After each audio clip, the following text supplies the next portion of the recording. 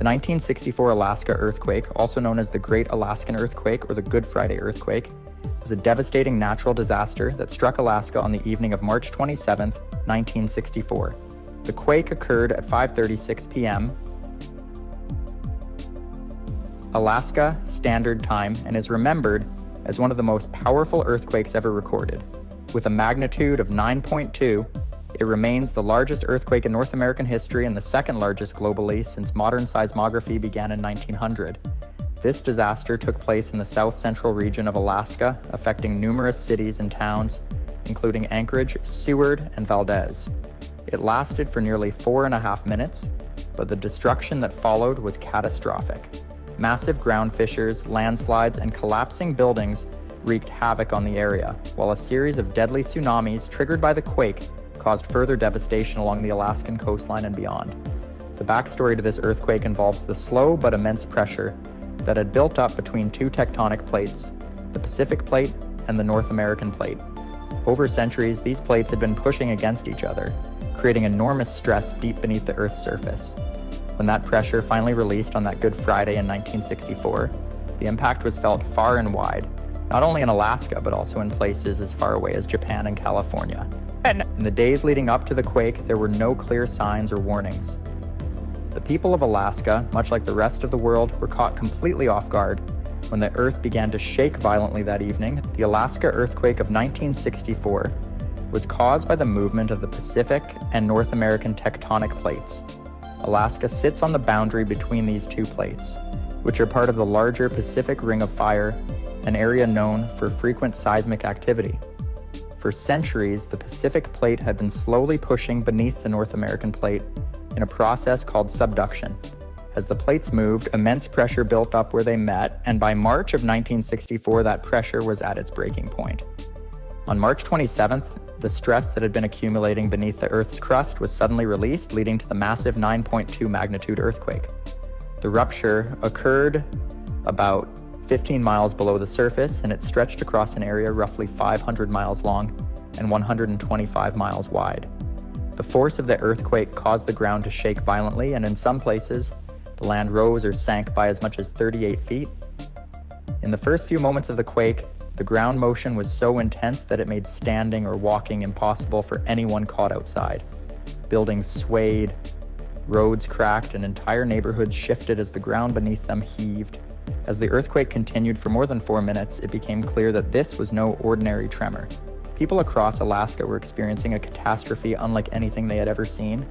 While the shaking was terrifying, the real damage was still to come. In the hours following the earthquake, massive aftershocks, some of them as strong as magnitude 7, continued to rattle the region, deepening the destruction. The impact of the 1964 Alaska earthquake on cities and towns was nothing short of catastrophic. Anchorage, Alaska's largest city, was hit particularly hard.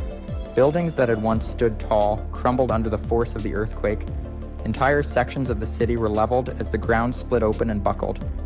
In some neighborhoods, houses were ripped apart as the land beneath them shifted dramatically. The city's downtown area saw significant damage, with large structures collapsing and streets becoming impassable due to deep cracks and fissures. Seward, a small town located near the epicenter, experienced unimaginable devastation. The earthquake triggered landslides that tore through the town, and within minutes, fires broke out as fuel tanks exploded. But the worst was yet to come. Minutes after the earthquake, a massive tsunami hit the town, washing away buildings, docks, and everything in its path. The water surged through the streets, dragging debris and leaving a trail of destruction. In Valdez, another coastal town, the earthquake's impact was equally devastating. A section of the waterfront slid into the sea, taking homes and buildings with it. Valdez also faced a terrifying tsunami that swept away parts of the town. Waves as high as 200 feet hit the coastline, and residents who had survived the initial earthquake now faced the deadly power of the sea. Kodiak, located further south, also suffered from the earthquake's impact. The powerful shaking caused severe damage to the town, and within minutes, the tsunami hit, destroying homes and businesses. The water rose rapidly, submerging large areas and leaving destruction in its wake. The port, a vital part of the town's economy, was wiped out as the tsunami waves obliterated docks and boats. Beyond the immediate destruction, the earthquake also caused landslides and avalanches across Alaska's rugged terrain. whole mountainsides collapsed, and in remote areas, entire forests were flattened. The impact was felt far beyond Alaska, with shaking reported as far away as California and Japan. The aftermath of the 1964 Alaska earthquake was as challenging as the disaster itself. The destruction was widespread, leaving thousands of people without homes, businesses in ruins, and entire communities cut off from the outside world. In Anchorage, nearly every major building had been damaged or destroyed, leaving residents to grapple with the loss of their homes, schools, and workplaces. Temporary shelters were quickly set up to house those who had been displaced, but the scale of the damage meant that recovery would take years. One of the most devastating effects of the earthquake was the destruction of infrastructure. Roads and bridges were wiped out or severely damaged, making it nearly impossible to reach some of the most affected areas. The main highway connecting Anchorage to other parts of Alaska had collapsed in many places, and in the coastal towns, the destruction of ports and harbors left communities isolated. Relief efforts were hampered by these challenges as rescuers struggled to reach those in need. The U.S. military played a crucial role in the disaster response, deploying resources to help with search and rescue operations and to deliver supplies to the hardest-hit areas. Military planes and helicopters flew over remote parts of the state, dropping food, water, and medical supplies to isolated communities. Naval ships were sent to coastal towns like Valdez and Seward, where the combination of the earthquake and the tsunami had caused near-total devastation. The psychological impact on the people of Alaska was profound. Many who had survived the earthquake were left traumatized by the loss of loved ones, homes, and livelihoods. The constant aftershocks, some of which were strong enough to cause further damage, kept the population in a state of fear and uncertainty for weeks after the initial earthquake. In total, more than 100 aftershocks were recorded in the first 24 hours alone, and they continued for months, adding to the already immense sense of unease. As the initial shock wore off, the long process of rebuilding began. Volunteers and relief organizations from across the country came to Alaska to help with the recovery efforts. Engineers and construction crews worked tirelessly to repair the infrastructure, rebuild homes, and restore vital services. But despite these efforts, the full recovery would take years, and some of the damage, particularly in coastal areas like Valdez, was so severe that entire communities had to be relocated. In the years following the 1964 Alaska earthquake, the state gradually rebuilt itself, but the scars of the disaster were long-lasting. The earthquake left an indelible mark, not just on the land, but on the people of Alaska, who had to adapt to the new reality of living in a region with such immense geological power. Buildings and infrastructure were redesigned to be more earthquake-resistant, and new safety protocols were developed to ensure that communities would be better prepared for future disasters. One of the most important changes that came out of the earthquake was a greater understanding of seismic activity, particularly in Alaska. Scientists from all over the world flocked to the state in the aftermath of the disaster, studying the effects of the earthquake and the tsunamis that followed. Their research led to important advances in the field of seismology, including the development of better monitoring systems that could provide early warnings of future quakes. This knowledge would go on to inform earthquake preparedness efforts not just in Alaska, but in other earthquake-prone regions around the world. For many of the survivors, the memories of March 27, 1964, never faded. The earthquake had taken lives, destroyed homes, and reshaped entire communities, but it also brought out the resilience and strength of the Alaskan people.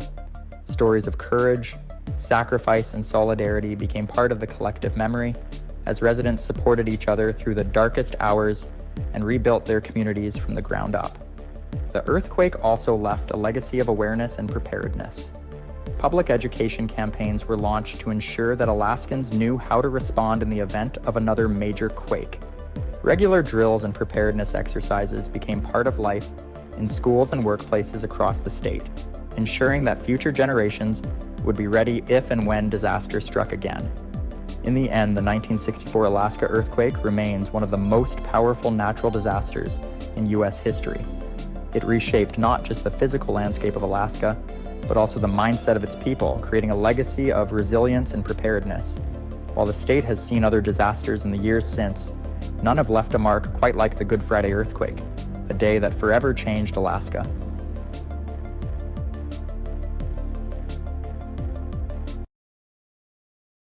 Did you know that the largest volcanic eruption in recorded history was the 1815 eruption of Mount Tambora in Indonesia?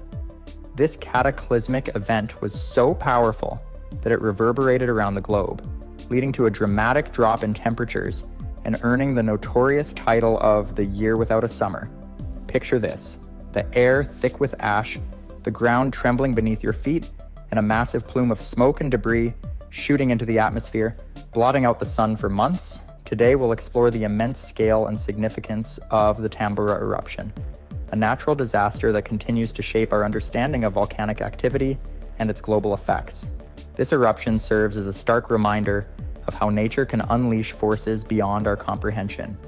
Scientists still study the event meticulously, analyzing its impact on the climate and the environments we depend on. To grasp the significance of the Mount Tambora eruption, we need to delve into the science behind volcanic eruptions. These geological phenomena occur due to the movement of tectonic plates beneath the Earth's surface. As magma rises to the surface, pressure builds up until it erupts violently. This eruption can release a cocktail of materials, ash, gas, and molten rock, into the atmosphere, which can have far-reaching consequences. Imagine a world where the balance of ecosystems is disrupted overnight. When Mount Tambora erupted, it didn't just affect the immediate vicinity. The release of vast amounts of sulfur dioxide and ash created a cloud that encircled the Earth. This cloud reflected sunlight away from the planet, causing a dramatic decrease in temperatures across the globe. The repercussions of this event extended far beyond Indonesia, impacting agriculture, weather patterns, and even human health on a monumental scale. The significance of understanding volcanic eruptions like that of Mount Tambora cannot be overstated. Volcanic eruptions are not just geological events, they are significant occurrences that can reshape entire civilizations. Throughout history, we've seen how volcanic activity can lead to the downfall of empires and the displacement of populations. The study of these events allows scientists to improve predictive models and develop early warning systems, ultimately saving lives and minimizing economic damage. As we dive deeper into this topic, we will uncover the intricate details of the 1815 eruption and its aftermath, exploring the chaos that unfolded in the months and years that followed. From the immediate destruction to the lingering effects on climate and human life, the story of Mount Tambora is one of awe and horror. So, buckle up as we embark on this journey through one of the most powerful eruptions in recorded history, uncovering the powerful forces that shaped our planet and the lives of those who lived through it. To understand the full impact of the 1815 eruption of Mount Tambora, we must first explore the conditions leading up to this catastrophic event. The years before the eruption were marked by an unusual series of geological activities and climatic changes. Indonesia, being located on the Pacific Ring of Fire, is no stranger to volcanic eruptions, but Tambora had remained relatively quiet for many years prior to 1815. This deceptive calm masked the immense pressures building within the Earth. In the early months of 1815, local residents began to notice strange phenomena around the volcano. Minor eruptions and increased seismic activity hinted at the brewing disaster. The volcano, which loomed majestically over the landscape, began to emit plumes of smoke and ash, alarming those living in its shadow. However, many were unaware of the true magnitude of what was about to unfold. By April 1815, the situation escalated dramatically. A series of explosive eruptions began, with the volcano belching out ash clouds that rose high into the atmosphere. The initial explosions were so powerful that they produced thunderous booms that could be heard from miles away. Local villagers, who had relied on the fertile land surrounding the volcano for their livelihoods, were soon engulfed in darkness as ash fell like snow, blanketing everything in sight. The initial phases of the eruption caused widespread panic and confusion as people fled from their homes and sought refuge from the chaotic landscape. On April 10, 1815, the eruption reached its climax in an event that would forever be etched in history. The skies darkened as the volcano unleashed a cataclysmic explosion, launching an estimated 160 cubic kilometers of volcanic material into the stratosphere. This was a monumental release of energy, equivalent to the power of multiple nuclear bombs. The eruption blew away the top of Mount Tambora, creating a massive caldera that remains visible today, a haunting reminder of nature's fury. The scale of this eruption was unprecedented, classified as a volcanic explosivity index, VI of 7. In comparison, the 1980 eruption of Mount St. Helens in the United States, which caused significant destruction, was only a VEI of 5. This means that the Tambora eruption was not only larger, but also produced far more ash and gas, influencing atmospheric conditions for years to come. As ash clouds spread across the region, they disrupted local weather patterns and initiated a series of climate anomalies that would ripple across the globe. The immediate area surrounding Tambora was devastated, but the effects would be felt far beyond Indonesia. In Europe and North America, residents would soon experience the chilling consequences of this eruption, leading to crop failures and widespread famine, as the sunlight struggled to penetrate the dense layer of volcanic ash in the atmosphere. In essence, the days leading up to the eruption were marked by uncertainty and fear, with signs of a looming disaster evident to those who paid close attention. But for many, the full scale of the impending catastrophe remained a mystery until it was too late. The eruption of Mount Tambora in April 1815 stands as a stark reminder of nature's unpredictability and the delicate balance of our planet's systems. As we move forward, we'll explore the eruption's devastating aftermath and the long-lasting impacts that this historical event had on the world. Following the cataclysmic eruption of Mount Tambora, the immediate landscape of Sumbawa Island was irrevocably altered. The once lush greenery surrounding the volcano was replaced by a barren wasteland, with the ground covered in thick layers of ash. Entire villages were obliterated, and the local population was thrown into chaos as they struggled to comprehend the devastation. The initial toll of the eruption was staggering, with estimates suggesting that approximately 60,000 people lost their lives due to the eruption and its immediate consequences, such as pyroclastic flows and collapsing buildings. In the days and weeks following the eruption, a humanitarian crisis unfolded. Survivors faced extreme shortages of food and clean water. The agricultural systems that had sustained them were in ruins, as fields became choked with volcanic ash. The situation was exacerbated by diseases which spread rapidly in the unsanitary conditions created by the eruption. Local authorities struggled to provide aid, and international assistance was slow to arrive, highlighting the dire need for a coordinated response to such a monumental disaster. However, the effects of Mount Tambora's eruption extended far beyond Indonesia. The ash clouds injected into the atmosphere had profound implications for weather patterns globally. The eruption released vast quantities of sulfur dioxide, which combined with water vapor to form sulfate aerosols. These aerosols reflected sunlight away from the Earth, leading to a significant cooling effect known as volcanic winter. In the Northern Hemisphere, particularly in Europe and North America, the summer of 1816 became infamous as the year without a summer. Temperatures plummeted by as much as 3 degrees Celsius, disrupting agricultural cycles and leading to widespread crop failures. Reports from various regions highlighted the unprecedented weather anomalies. Frosts occurred in June, and heavy snow fell in July. Farmers who relied on predictable growing seasons were faced with ruin, and food shortages began to spark unrest in communities. In the United States, the consequences of the eruption were felt sharply, especially in New England. Corn and wheat crops failed, leading to severe food shortages and rising prices. Discontent among the populace grew, resulting in protests and calls for government intervention. The economic impact rippled through society, affecting not only farmers but also the merchants and laborers who depended on agricultural production for their livelihoods. Simultaneously, Europe was grappling with similar challenges. Reports from various countries depicted a grim picture. Food riots erupted in France, while the United Kingdom experienced rising tensions due to hunger and economic instability. The cold, damp summer severely impacted livestock, compounding the agricultural crisis. The combination of volcanic activity and extreme weather conditions led to a rise in diseases, with malnutrition making populations more susceptible to illness.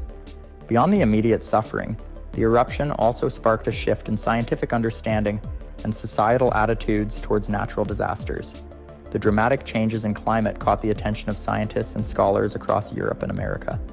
The phenomenon of volcanic eruptions influencing global weather patterns began to be recognized as a significant area of study. This newfound awareness laid the groundwork for future research into climate science, weather forecasting, and disaster preparedness. Artists and writers were also inspired by the unusual atmospheric conditions. The Year Without a Summer influenced works of literature and art, including Mary Shelley's Frankenstein, which was conceived during a summer spent indoors due to the cold weather. These cultural responses reflected the societal anxiety surrounding nature's power and humanity's vulnerability. In summary, the aftermath of the 1815 eruption of Mount Tambora was not just a local disaster, but a global event that reshaped climatic conditions and societal structures. The intertwined stories of survival, resilience, and adaptation to this disaster would echo through history, serving as a powerful reminder of the interconnectedness of our world and the far-reaching effects of nature's fury. In our next part, we will delve into the long-term consequences of this eruption, examining how it has influenced both geological study and societal changes over the centuries. As the dust settled from the eruption of Mount Tambora, the long-term repercussions began to unfold, shaping not only the immediate region, but also influencing global policies, scientific advancements, and cultural shifts that resonate to this day. The eruption was a turning point that highlighted the fragility of human existence in the face of nature's overwhelming power. In the scientific community, Mount Tambora's eruption marked a watershed moment in volcanology and climate science. Researchers began to recognize the complex interactions between volcanic activity and climate systems. This event spurred a wave of scientific inquiry into how volcanic eruptions could lead to significant climate changes.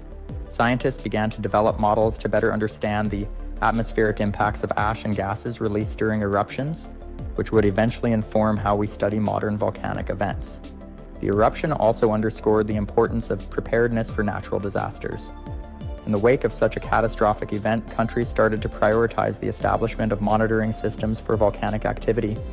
These systems were designed to detect signs of impending eruptions and allow for timely evacuations, significantly reducing the risk to human lives. As a result, many nations established geological surveys and increased collaboration among scientists to share knowledge and expertise. Moreover, the global response to the climatic effects of the eruption led to a greater awareness of the interconnectedness of environmental systems. The realization that volcanic eruptions could influence global weather patterns helped lay the groundwork for modern climate science. It led to increased investment in research focused on understanding climate variability and change, paving the way for studies on anthropogenic climate change that are crucial in our current era. Culturally, the aftermath of the eruption gave rise to new artistic expressions and movements.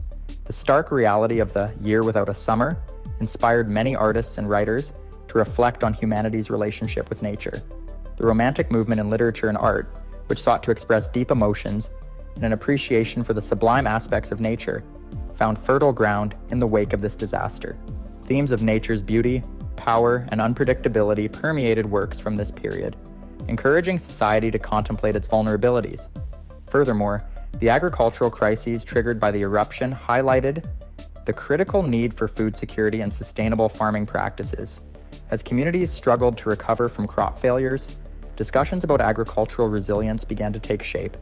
This led to the development of more adaptive farming techniques, the importance of biodiversity in crops, and the need for better resource management to mitigate the impact of future disasters. In addition, the social consequences of the eruption were profound. The widespread famine and suffering that followed catalyzed movements advocating for social reform and improved governance. The lessons learned from the disaster emphasized the importance of community resilience and the need for societies to be better equipped to respond to natural calamities. In contemporary discussions about climate change and environmental sustainability, the legacy of the Mount Tambora eruption serves as a stark reminder of the potential consequences of natural disasters. As we face an era of increasingly extreme weather events, the lessons learned from Tambora remind us of the importance of preparedness, research, and sustainable practices to safeguard our communities against the uncertainties of nature. In conclusion, the eruption of Mount Tambora in 1815 was not just a moment of devastation. It was a catalyst for change across multiple spheres of life. From advancing scientific understanding to influencing cultural movements, the impacts of this monumental event continue to resonate in today's world. As we reflect on this incredible episode in history, we gain valuable insights into the complexities of our planet and the enduring relationship between humanity and the forces of nature. Thank you for joining us on this exploration of one of the most powerful volcanic eruptions ever recorded. If you enjoyed this journey, be sure to share your thoughts in the comments below and check out our other videos that delve into the fascinating world of natural disasters.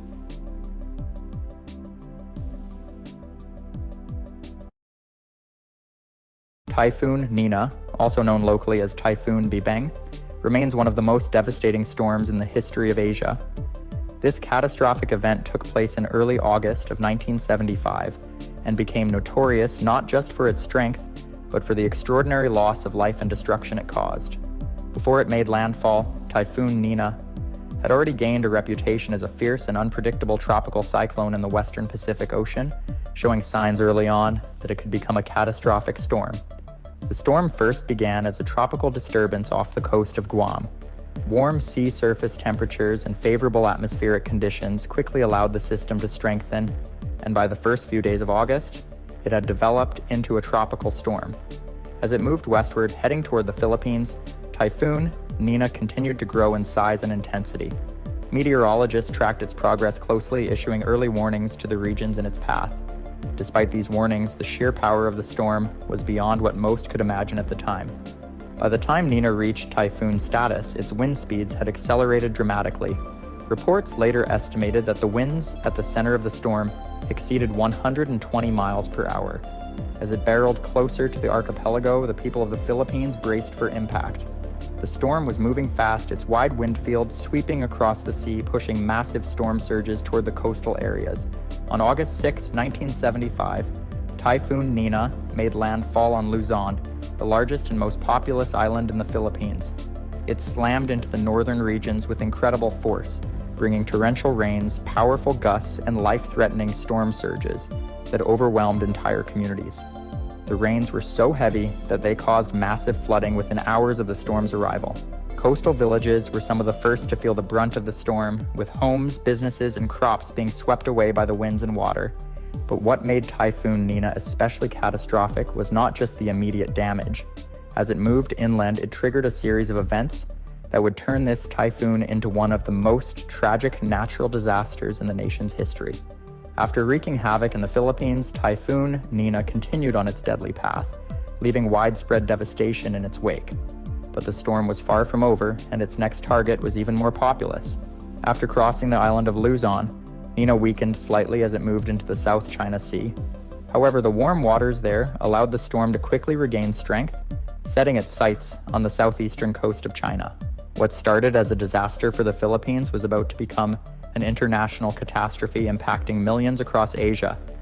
As the storm gained momentum, the people of China were ill-prepared for the scale of destruction that was about to strike. By early August, weather agencies in China had issued warnings for the coastal provinces, urging citizens to brace for severe flooding and landslides. Despite these warnings, the country's infrastructure, especially in rural areas, was not equipped to handle the sheer power of the approaching typhoon. On August 8, Typhoon Nina made landfall in mainland China, striking the Fujian province with full force. The winds, exceeding 120 miles per hour, tore through cities and villages alike. Entire towns were submerged as torrential rains flooded rivers, causing them to overflow and swallow everything in their path. Farmlands were destroyed, homes were flattened, and roads became impassable due to mudslides and debris.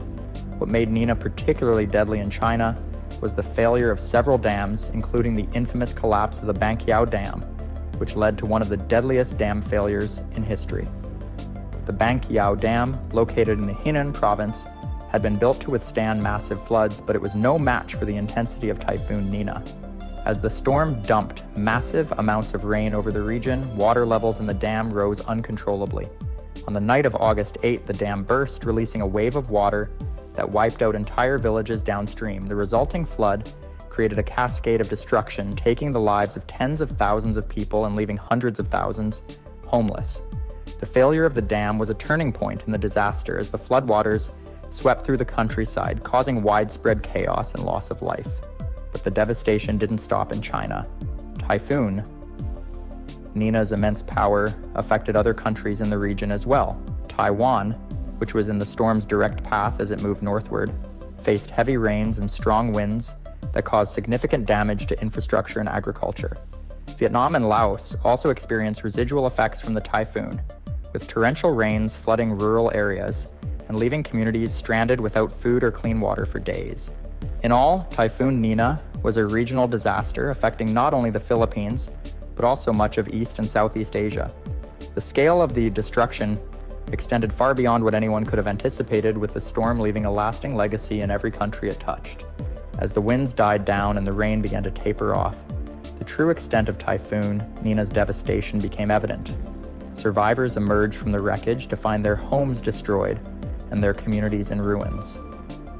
In the Philippines, the recovery efforts began almost immediately, but the sheer scale of destruction made it an uphill battle.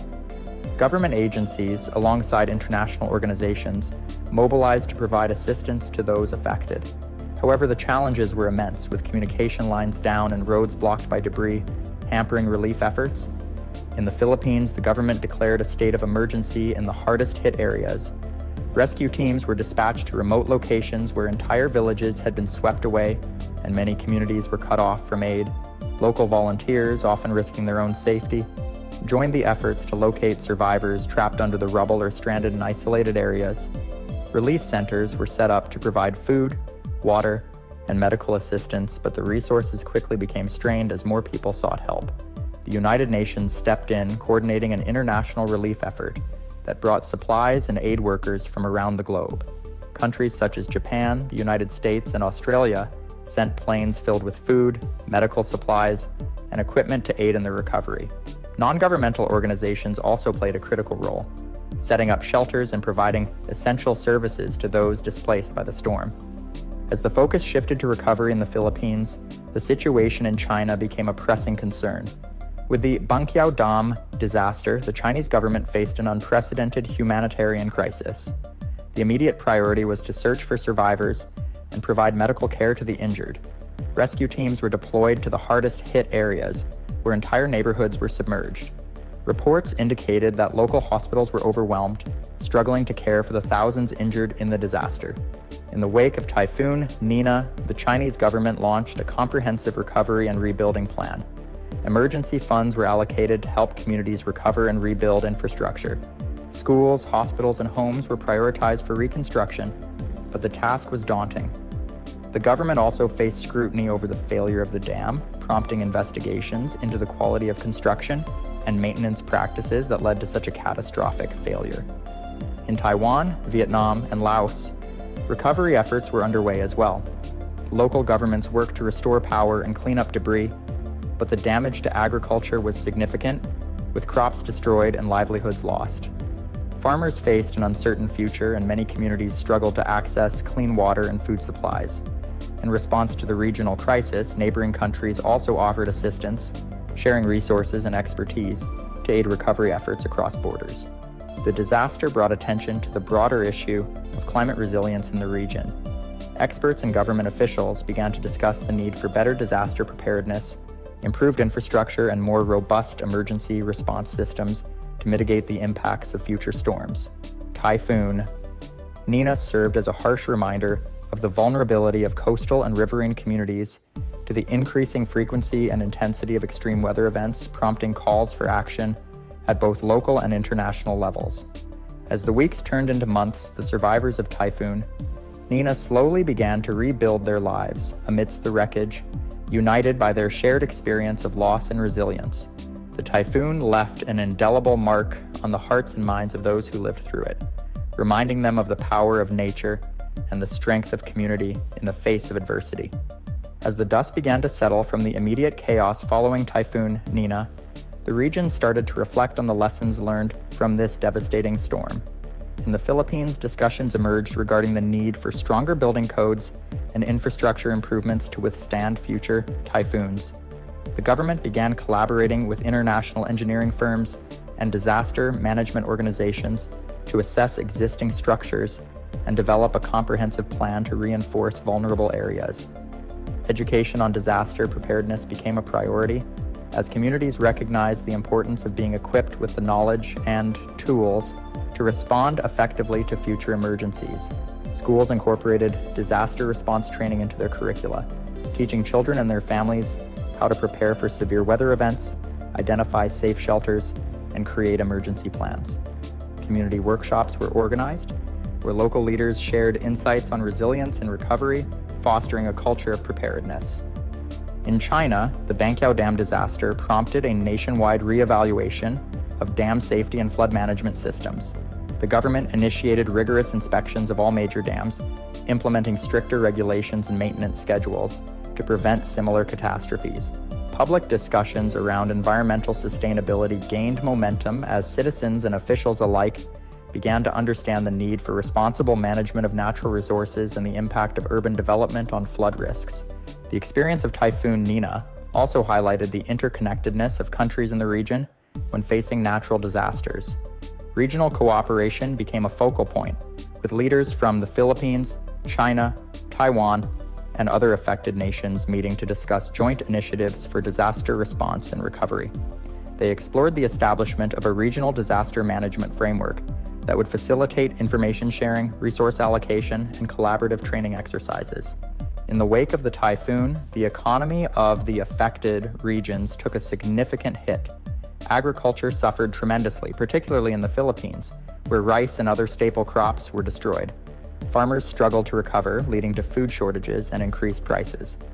Local governments, alongside international aid organizations, implemented programs to provide financial assistance and resources to farmers to help them rebuild their livelihoods. The importance of crop diversification and sustainable agricultural practices became apparent as communities sought to create more resilient farming systems, less vulnerable to extreme weather. The psychological toll of Typhoon Nina also became evident as time passed. Many survivors struggled with the trauma of loss and displacement, and mental health services became a crucial aspect of recovery efforts. Organizations trained mental health professionals to support affected individuals, providing counseling and therapy to help communities heal. The process of recovery was not just physical, but also emotional, as people learned to cope with the lasting impacts of the disaster. As the years went by, the lessons learned from Typhoon Nina shaped policy decisions and community initiatives across the region. The storm served as a wake-up call to governments, organizations, and individuals about the urgent need for disaster preparedness and resilience in the face of a changing climate. Communities became advocates for their own safety, demanding better infrastructure and more robust emergency response systems, fostering a sense of agency and empowerment. In retrospect, Typhoon Nina was a catalyst for change, driving a shift in how the region approached disaster risk management. It underscored the significance of preparedness, community engagement, and international cooperation in building a more resilient future. The memories of the storm remained vivid, a poignant reminder of nature's power and the enduring strength of those who faced its wrath. As the years passed since Typhoon Nina, communities across the affected regions continued to rebuild and reflect on the profound impact of that catastrophic event. The scars left by the typhoon remained etched in the landscape and in the hearts of those who experienced its fury, serving as a constant reminder of the vulnerability faced by populations in disaster-prone areas. Yet, amidst the memories of loss and devastation, stories of resilience and recovery emerged, illustrating the indomitable spirit of those who weathered the storm. In the Philippines, the experience of Typhoon Nina ignited a sense of unity among communities. Neighborhoods that had once been fragmented began to work together, sharing resources, knowledge, and support in ways that had not been seen before. Local organizations, strengthened by the shared experience of loss, formed networks to assist those still struggling to regain stability. Community leaders organized regular meetings to discuss ongoing challenges, ensuring that everyone had a voice in shaping their recovery and future preparedness plans. The government's commitment to improving infrastructure gained momentum, with investments made in roads, bridges, and evacuation centers designed to withstand future storms. Communities began to embrace innovative technologies such as early warning systems and mobile apps to receive real-time updates on severe weather. This integration of technology into disaster management significantly enhanced the region's ability to respond swiftly to warnings and minimize potential loss of life and property. In China, the lessons learned from the Banqiao Dam disaster prompted a national discourse on sustainable development. The emphasis on responsible urban planning and environmental conservation became central to discussions around infrastructure projects. Citizens began to advocate for policies that prioritized the environment, recognizing the delicate balance between development and nature. The government responded with initiatives aimed at restoring natural ecosystems and investing in green infrastructure to mitigate the impacts of future flooding. Throughout the region, the bonds forged in the aftermath of Typhoon Nina contributed to a greater understanding of the importance of international cooperation in disaster management. countries across Asia began to share knowledge, resources, and best practices, forming partnerships that transcended borders. Joint training exercises and simulation drills were organized to prepare for future natural disasters, fostering a sense of solidarity and shared responsibility among nations. As communities rebuilt, there was a renewed focus on mental health support. Survivors who had endured trauma received the necessary resources to process their experiences and find healing. Mental health professionals worked tirelessly to ensure that individuals felt supported and understood, facilitating community workshops that emphasized the importance of emotional well-being. The collective healing process became a testament to the strength of community bonds as people learned to lean on one another for support. In schools, children who had lived through Typhoon Nina were empowered to become advocates for disaster preparedness. Educational programs incorporated lessons about climate change, environmental stewardship, and safety protocols, ensuring that the next generation would be better equipped to face the challenges posed by natural disasters. Young voices emerge as powerful agents of change, driving conversations about sustainability and resilience within their communities. As Typhoon Nina faded into the past, its legacy continued to shape policies, practices, and mindsets across the region. The storm had been a devastating event, but it also served as a catalyst for transformation, prompting societies to confront their vulnerabilities and take proactive steps toward building a safer, more resilient future. In reflection, Typhoon Nina taught invaluable lessons about the power of community, the importance of preparedness, and the need for collective action in the face of adversity. As people moved forward, they carried with them the memories of those who had been lost, honoring their stories by creating a future that prioritized safety, resilience, and unity. The echoes of Typhoon Nina would forever resonate in the hearts of those who lived through it, reminding them that even in the face of nature's fury, hope and strength could rise anew. Hurricane Wilma began as a relatively small weather disturbance in the Caribbean Sea in October 2005, but what started as a cluster of thunderstorms would quickly evolve into one of the most intense hurricanes ever recorded in the Atlantic. The storm first formed as a tropical depression on October 15, 2005, southeast of Jamaica, where warm sea surface temperatures and favorable atmospheric conditions fueled its rapid development. Over the next few days, Wilma strengthened into a tropical storm, and by October 18th, it had reached hurricane status. The storm's intensification was nothing short of astonishing. Meteorologists closely monitored Wilma as it rapidly intensified into a Category 5 hurricane within just 24 hours, a phenomenon that stunned experts. By October 19th, Wilma's central pressure plummeted to 882 millibars, making it the most intense hurricane ever recorded in the Atlantic Basin at that time. With sustained winds of 185 miles per hour, the storm's eye wall became tightly organized, and its eye shrank to just 2 miles in diameter, creating a pinhole eye that is characteristic of the most intense hurricanes. As Wilma reached its peak intensity, it became clear that the storm was a force of nature unlike anything seen before. The hurricane's path remained unpredictable at first, as it meandered slowly over the Caribbean Sea. This created widespread uncertainty for residents across the region, who anxiously waited to see where the storm would strike next. While some hoped the storm would weaken before making landfall, Wilma's sheer strength made it one of the most threatening hurricanes of the 2005 season, a year that was already notorious for deadly storms like Katrina and Rita. After days of uncertainty, Hurricane Wilma began to move northwest, setting its sights on Mexico's Yucatan Peninsula as the storm approached. Officials in the region issued urgent warnings for residents to evacuate, especially in the popular tourist destinations of Cancun, Cozumel, and Playa del Carmen. Despite these warnings, many locals and tourists found themselves trapped as the storm arrived sooner than expected. On October 21st, Wilma made its first devastating landfall as a Category 4 hurricane near Cozumel. The Yucatan Peninsula bore the brunt of Wilma's fury for over 48 hours, as the storm stalled over the region, moving at an agonizingly slow pace. This prolonged the destruction as the hurricane's powerful winds and torrential rains battered the area. Winds of over 150 miles per hour uprooted trees, destroyed buildings, and left entire neighborhoods submerged in floodwaters. The storm surge along the coast swallowed beaches and inundated coastal properties, leaving behind a trail of devastation that would take months, if not years, to repair. In Cancun, the once bustling hotel zone was reduced to a wasteland of shattered glass, debris, and ruined infrastructure. The iconic beaches that attracted millions of tourists each year were eroded, and many hotels were forced to close indefinitely. Inland areas were also not spared, as Wilma's heavy rainfall led to widespread flooding, cutting off communities and causing rivers to overflow.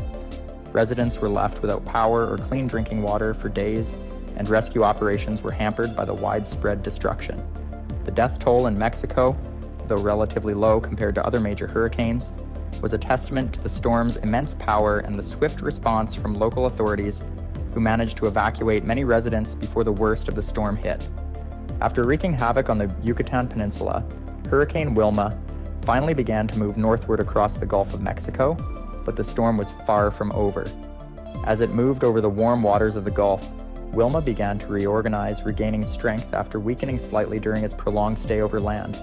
Meteorologists closely tracked the storm's progress, noting that it could potentially intensify again before making a second landfall in the United States. By October 23rd, Wilma had regained Category 3 status, with maximum sustained winds of around 115 miles per hour, making it a formidable threat to the U.S. Gulf Coast. Forecasters predicted that the storm would take aim at Florida, particularly the southern part of the state, where residents were already preparing for the worst.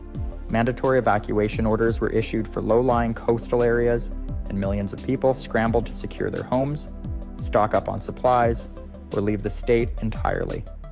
Florida was no stranger to hurricanes, but the sheer unpredictability of Wilma's path, combined with the fact that the 2005 hurricane season had already been so deadly, left many residents feeling anxious and uncertain about what was to come. As Wilma approached, Florida Governor Jeb Bush urged residents to take the storm seriously, emphasizing the potential for significant damage. By October 24th, Wilma made its second landfall near Cape Romano, Florida, as a Category 3 hurricane. The storm tore through the southern part of the state, bringing with it destructive winds, heavy rainfall, and a dangerous storm surge. Even though the hurricane's intensity had decreased slightly, it still caused widespread damage across Florida, especially in densely populated areas like Naples, Fort Lauderdale, and Miami.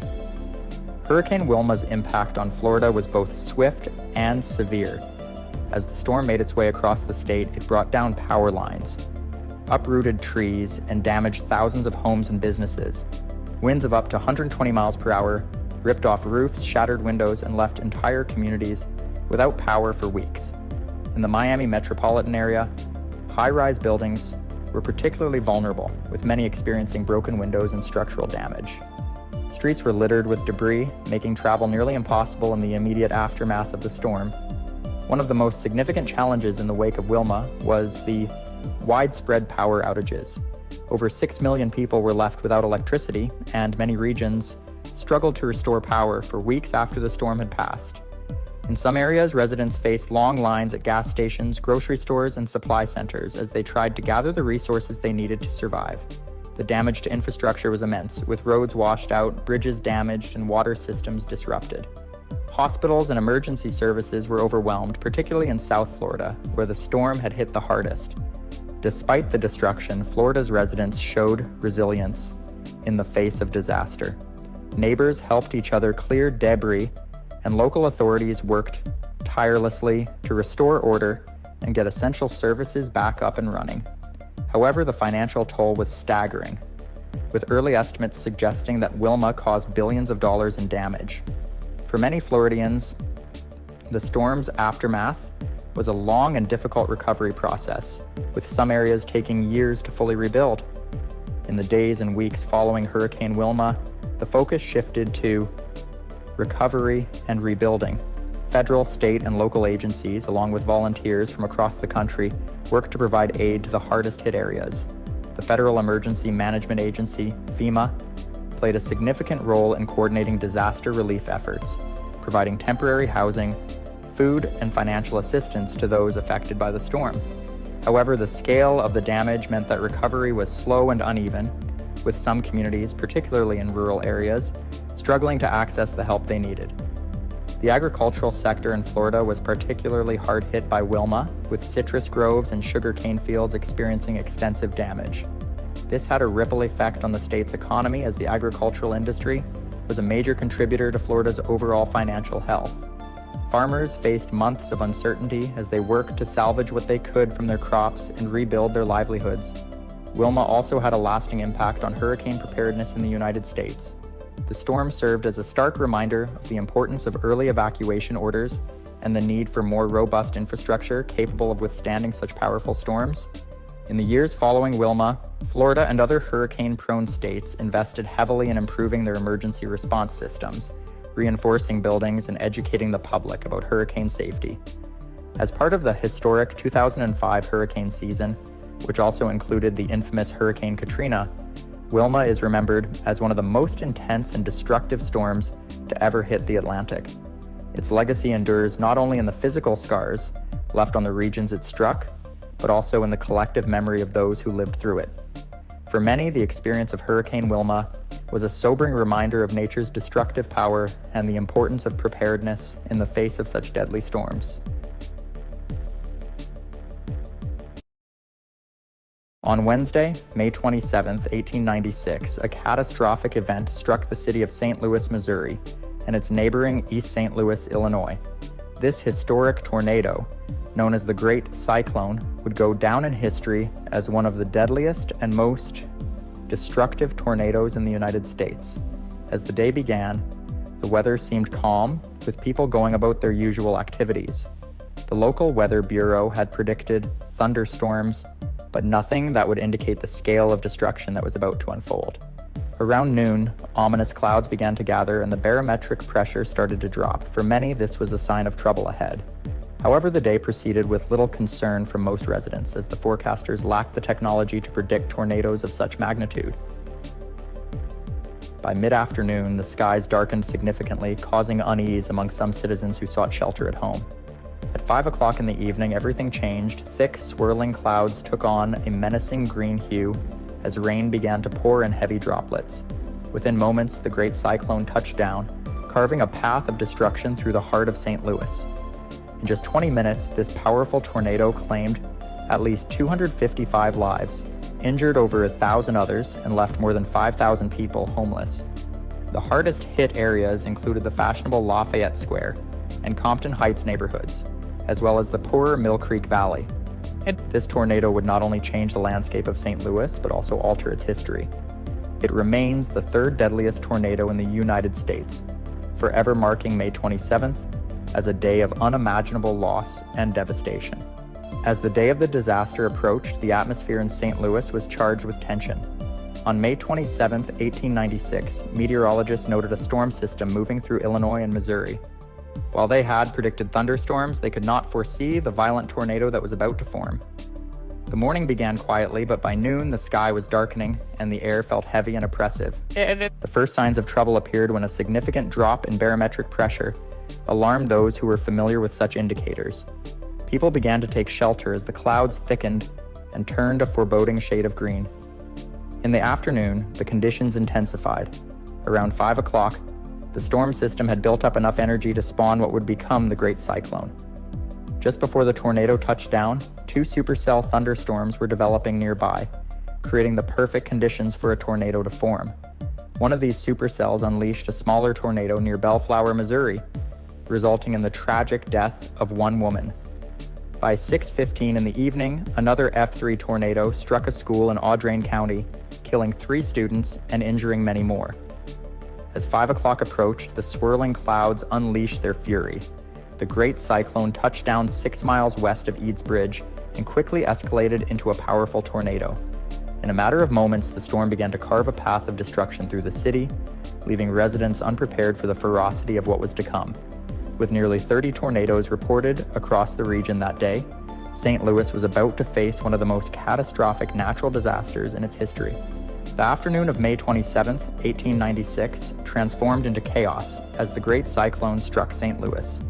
Just after 5 o'clock, the tornado touched down with an unimaginable force. It quickly became evident that this was no ordinary storm.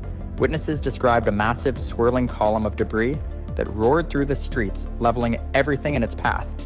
In just 20 minutes, the tornado wreaked havoc across a wide swath of the city. The powerful winds, estimated to be between 168 and 199 miles per hour, flattened entire neighborhoods. Lafayette Square and Compton Heights, once bustling and vibrant, were reduced to piles of rubble. The Mill Creek Valley, a poorer area, faced devastation as well, suffering extensive damage and loss of life. The tornado cut a 10-mile path of destruction, destroying 311 buildings outright and severely damaging over 7,200 more. Streets became unrecognizable as homes, schools, factories, and parks were swept away. The storm was relentless, leaving a continuous path nearly 1 mile wide of broken structures and downed trees. As the tornado moved into East St. Louis, the devastation continued. Within moments, at least 255 people lost their lives, and over 1,000 others were injured. The city was thrown into a state of shock, with survivors frantically searching for loved ones amidst the chaos. Emergency services struggled to respond as they faced the sheer scale of destruction. Once the tornado passed, the air was filled with dust and debris, and the eerie silence that followed was palpable. What had started as a normal day had turned into a scene of unimaginable tragedy, forever changing the lives of those who experienced it. The impact of the Great Cyclone would be felt for years to come, as the city began to confront the overwhelming aftermath of this catastrophic event.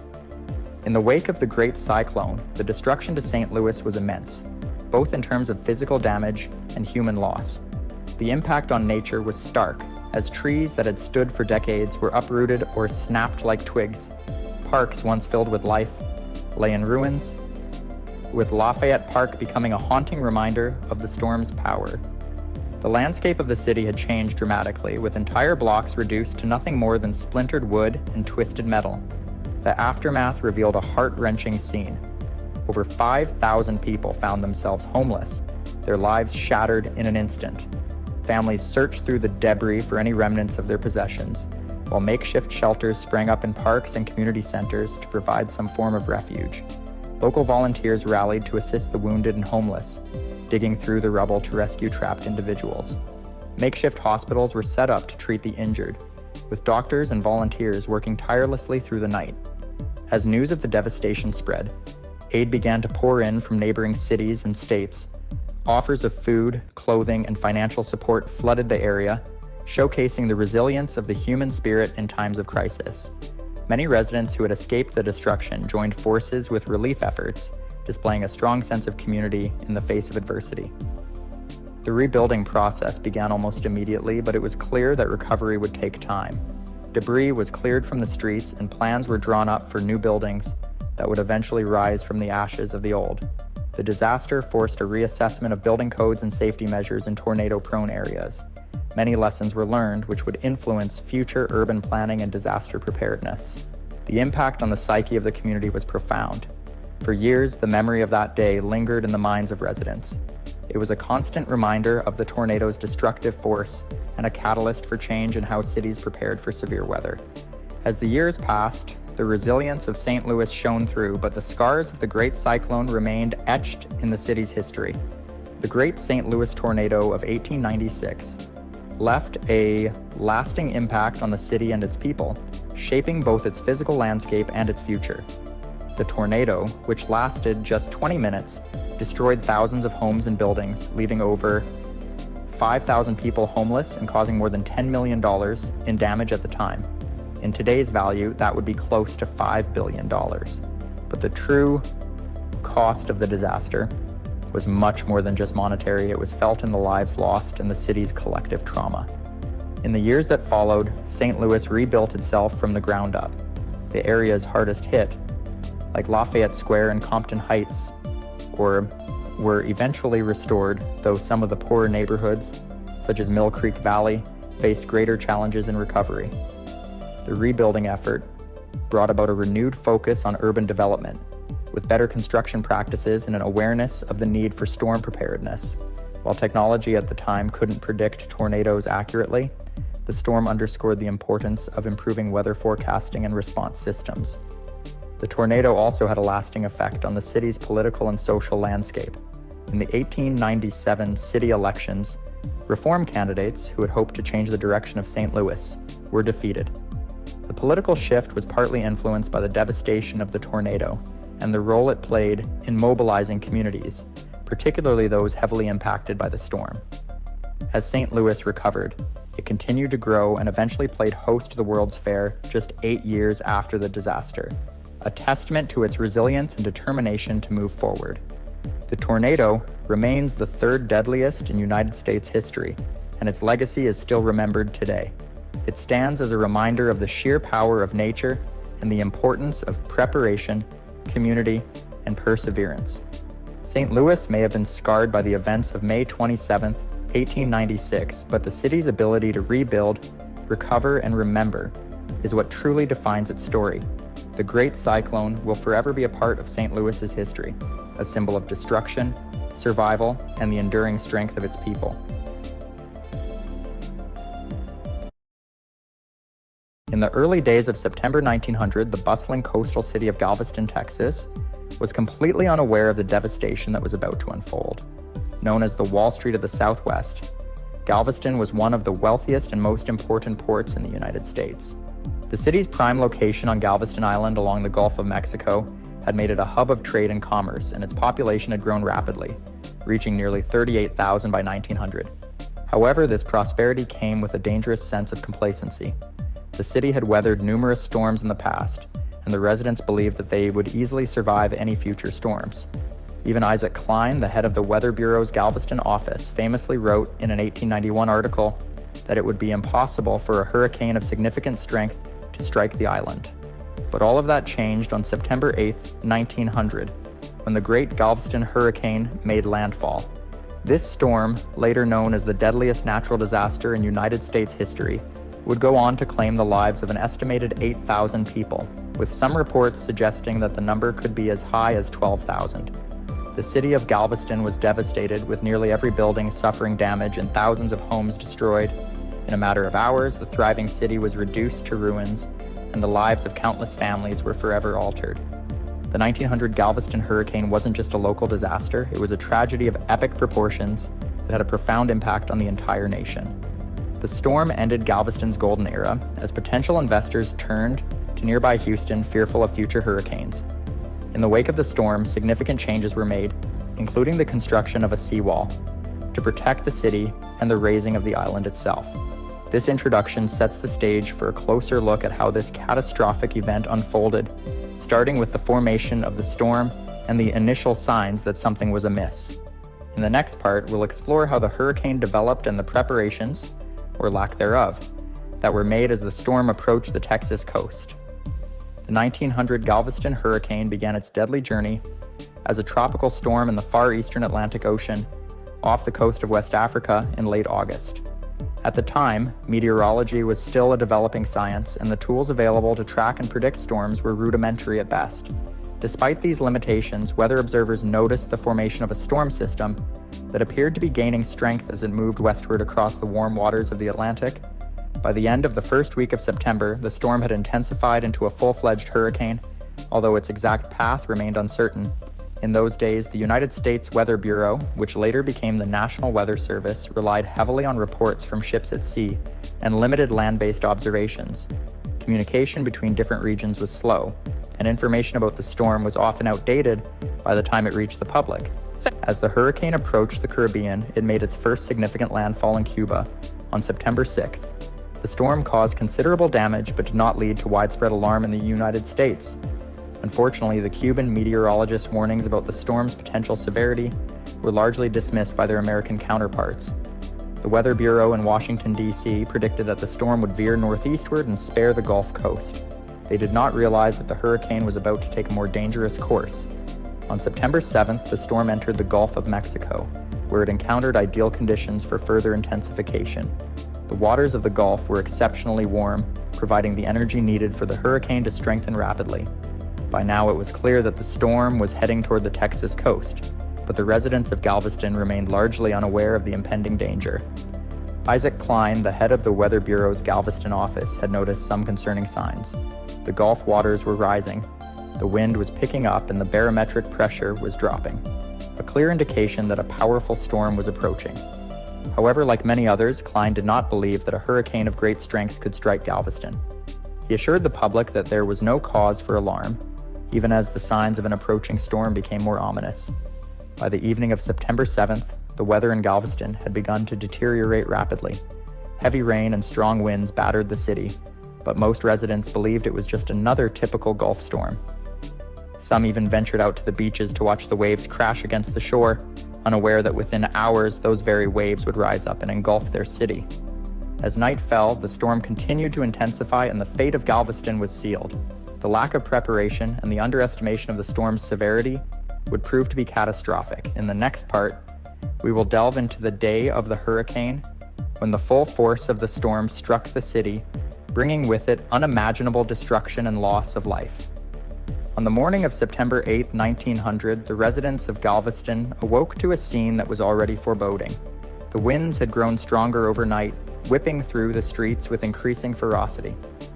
The sky was a heavy, ominous gray, and the usually calm waters of the Gulf had transformed into a raging, turbulent mass. By mid-morning, the situation had become more alarming, as the winds reached hurricane force and the tide began to surge. Despite the growing danger, many in Galveston remained unaware of the severity of the storm that was about to engulf their city. Some who lived in more vulnerable areas near the coast had begun to move to higher ground, or to the homes of friends and family. Others, however, believed the storm would pass without significant incident, as so many storms had before. The lack of an official evacuation order or any clear warning only added to the sense of false security. By midday, the full force of the hurricane had arrived. The winds, now exceeding 100 miles per hour, tore through the city, ripping roofs off houses, toppling trees, and turning loose debris into deadly projectiles. The storm's surge, a massive wall of water pushed ashore by the power of the hurricane, began to inundate the island. Water levels rose rapidly, flooding streets, homes, and businesses. The low-lying areas of Galveston were quickly submerged, and the floodwaters continued to rise with alarming speed. The waves, driven by the relentless winds, battered the seawall-less island with incredible force. Entire neighborhoods were swept away as houses, unable to withstand the surge, collapsed and were carried off by the floodwaters. People who had sought refuge in their homes found themselves trapped by the rising water, with few options for escape. Panic set in as the reality of the situation became clear. This was not just a severe storm, it was a catastrophic hurricane unlike anything Galveston had ever experienced. As the day wore on, the situation grew increasingly dire. The winds continued to strengthen, now reaching their peak at over 130 miles per hour. The storm's surge rose higher, swallowing more of the city and leaving only the tallest buildings and structures above water. Many sought refuge in the few large buildings that remained standing. But even these were not immune to the storm's wrath. The sounds of crashing waves, howling winds, and the destruction of buildings filled the air, creating a terrifying cacophony. The city's communication with the outside world had been cut off, leaving those in Galveston isolated and without any way to call for help. The Weather Bureau had no way of knowing the true extent of the disaster unfolding on the island, and the residents could only rely on their instincts to survive. Some attempted to flee to higher ground, while others clung to whatever they could find, hoping to ride out the storm. By nightfall, the hurricane's fury showed no signs of abating. The floodwaters continued to rise, and the winds, though beginning to taper slightly, were still devastating. The once vibrant city of Galveston was now a scene of utter devastation. Entire neighborhoods had been wiped out, and countless lives were in peril. The destruction was so widespread that it was difficult to comprehend the full scale of the disaster. As the storm finally began to move inland and lose strength, the people of Galveston were left to face the horrifying aftermath. In the next part, we will explore the aftermath of the hurricane, the devastating loss of life, and the heroic efforts of those who survived to help rebuild their shattered city. As the winds finally subsided and the floodwaters began to recede, the true extent of the devastation in Galveston became horrifyingly clear. The city, once a bustling hub of commerce and culture, now lay in ruins. Entire neighborhoods had been obliterated, reduced to little more than piles of debris. The elegant mansions that lined the coast, the bustling downtown businesses, and the modest homes of working families were all gone, swallowed by the storm and the sea. Survivors emerged from their makeshift shelters to find a landscape that was almost unrecognizable.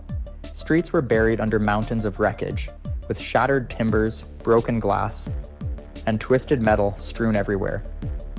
The floodwaters, which had risen as much as 15 feet in some places, had left behind a thick layer of mud and silt, further complicating the already overwhelming task of recovery. The air was thick with the stench of salt water, mud, and decay, and the eerie silence that followed the storm was punctuated only by the sounds of people searching for loved ones and beginning the grim task of collecting the dead. The loss of life was staggering. Estimates of the death toll vary, but it is widely believed that between 6,000 and 12,000 people perished in the hurricane, making it the deadliest natural disaster in United States history. Bodies were found everywhere, trapped in the wreckage of their homes, washed up on the shore, or buried under debris.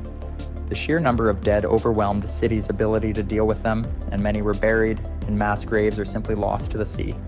The survivors, many of whom had lost everything, were left to grieve in the midst of unimaginable destruction. The city's infrastructure was in shambles. The water supply was contaminated by salt water and debris, making it unsafe to drink. The telegraph and telephone lines, which had once connected Galveston to the outside world, were down, leaving the city isolated and without a means to call for help. The railroad bridges that connected the island to the mainland had been destroyed, cutting off any possibility of bringing in supplies or evacuating the wounded and displaced. In the absence of any formal communication, rumors and fear spread quickly among the survivors, adding to the sense of chaos and despair. Despite the overwhelming devastation, the people of Galveston did not give up. In the days following the hurricane, a massive and heroic recovery effort began. Those who had survived the storm immediately set to work, clearing debris, searching for survivors, and caring for the wounded. Makeshift hospitals were established in the few buildings that remained standing, and volunteers worked tirelessly to provide food, water, and shelter to those who had lost everything.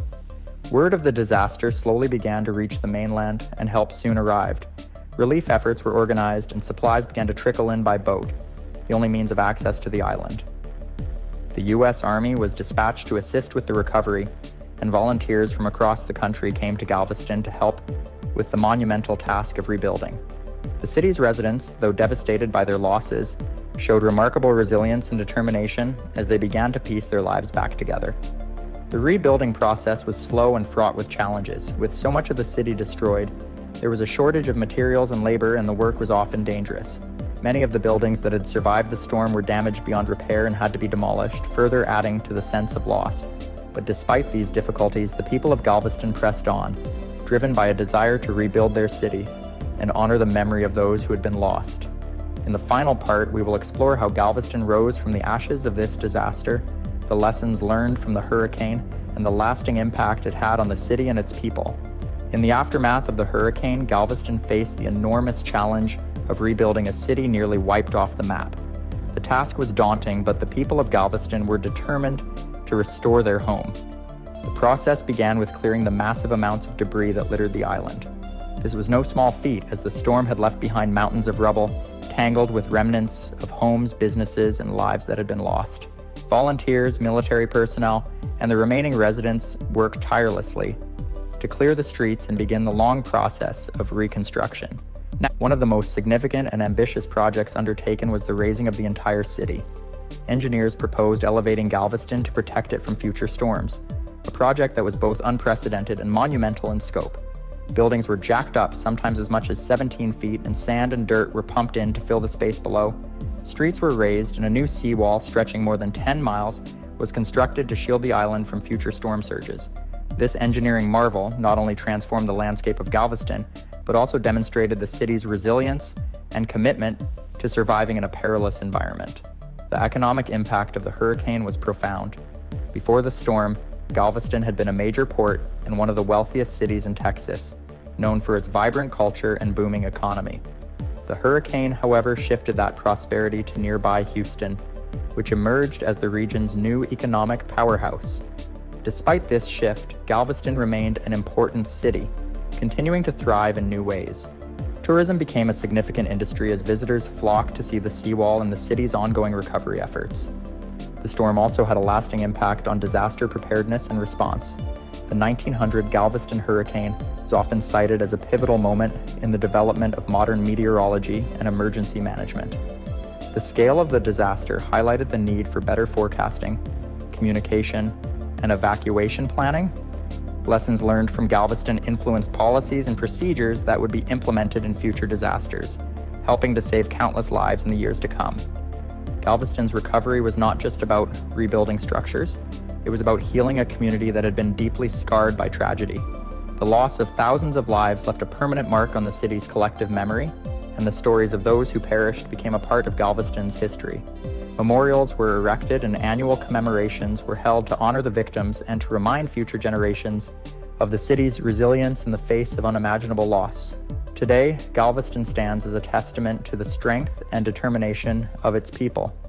The city has evolved, but it has never forgotten the lessons of the past. The seawall, the raised buildings, and the memorials are enduring symbols of the city's commitment to protecting its future while honoring its history.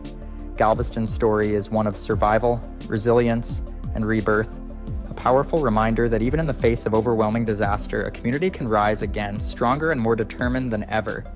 The 1900 Galveston Hurricane remains the deadliest natural disaster in U.S. history, but it also serves as a story of hope and recovery. Galveston's ability to rebuild and adapt has inspired countless others, proving that even the most devastating tragedies can lead to renewal and growth. The city's legacy continues to live on, not only in the physical structures that were rebuilt, but also in the spirit of its people, who faced one of nature's fiercest storms and emerged with a renewed sense of purpose and resilience.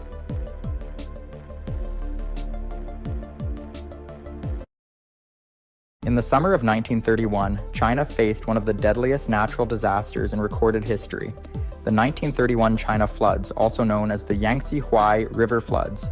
Spanning from June to August, these floods devastated central and eastern China, leaving a trail of destruction and loss across major cities like Wuhan, Nanjing, and beyond. This catastrophe was not just an isolated event, but the culmination of a series of extreme weather conditions that had plagued the region for several years. The backstory of these floods begins in the late 1920s, when China was already grappling with severe droughts from 1928 to 1930. These droughts had a significant impact on the country, drying up rivers and reducing water levels to dangerous lows. But the winter of 1930 brought a harsh twist, as heavy snowfall and freezing temperatures covered the mountainous areas with thick layers of snow and ice. As the winter gave way to spring in 1931, this snow and ice began to melt, and the resulting water flowed downstream into the Yangtze River. Ordinarily, the Yangtze River and its surrounding areas experience seasonal flooding during the spring, summer, and fall. However, the continuous melting combined with heavy rainfall in early 1931 created a situation that was far from ordinary. By June, those living in low-lying areas along the river had already been forced to abandon their homes as water levels rose at an alarming rate. The summer of 1931 was marked by intense cyclonic activity, with 9 cyclones hitting the region in July alone, far above the average of 2 per year. These cyclones brought unprecedented amounts of rain, further swelling the rivers and causing water levels to reach new heights.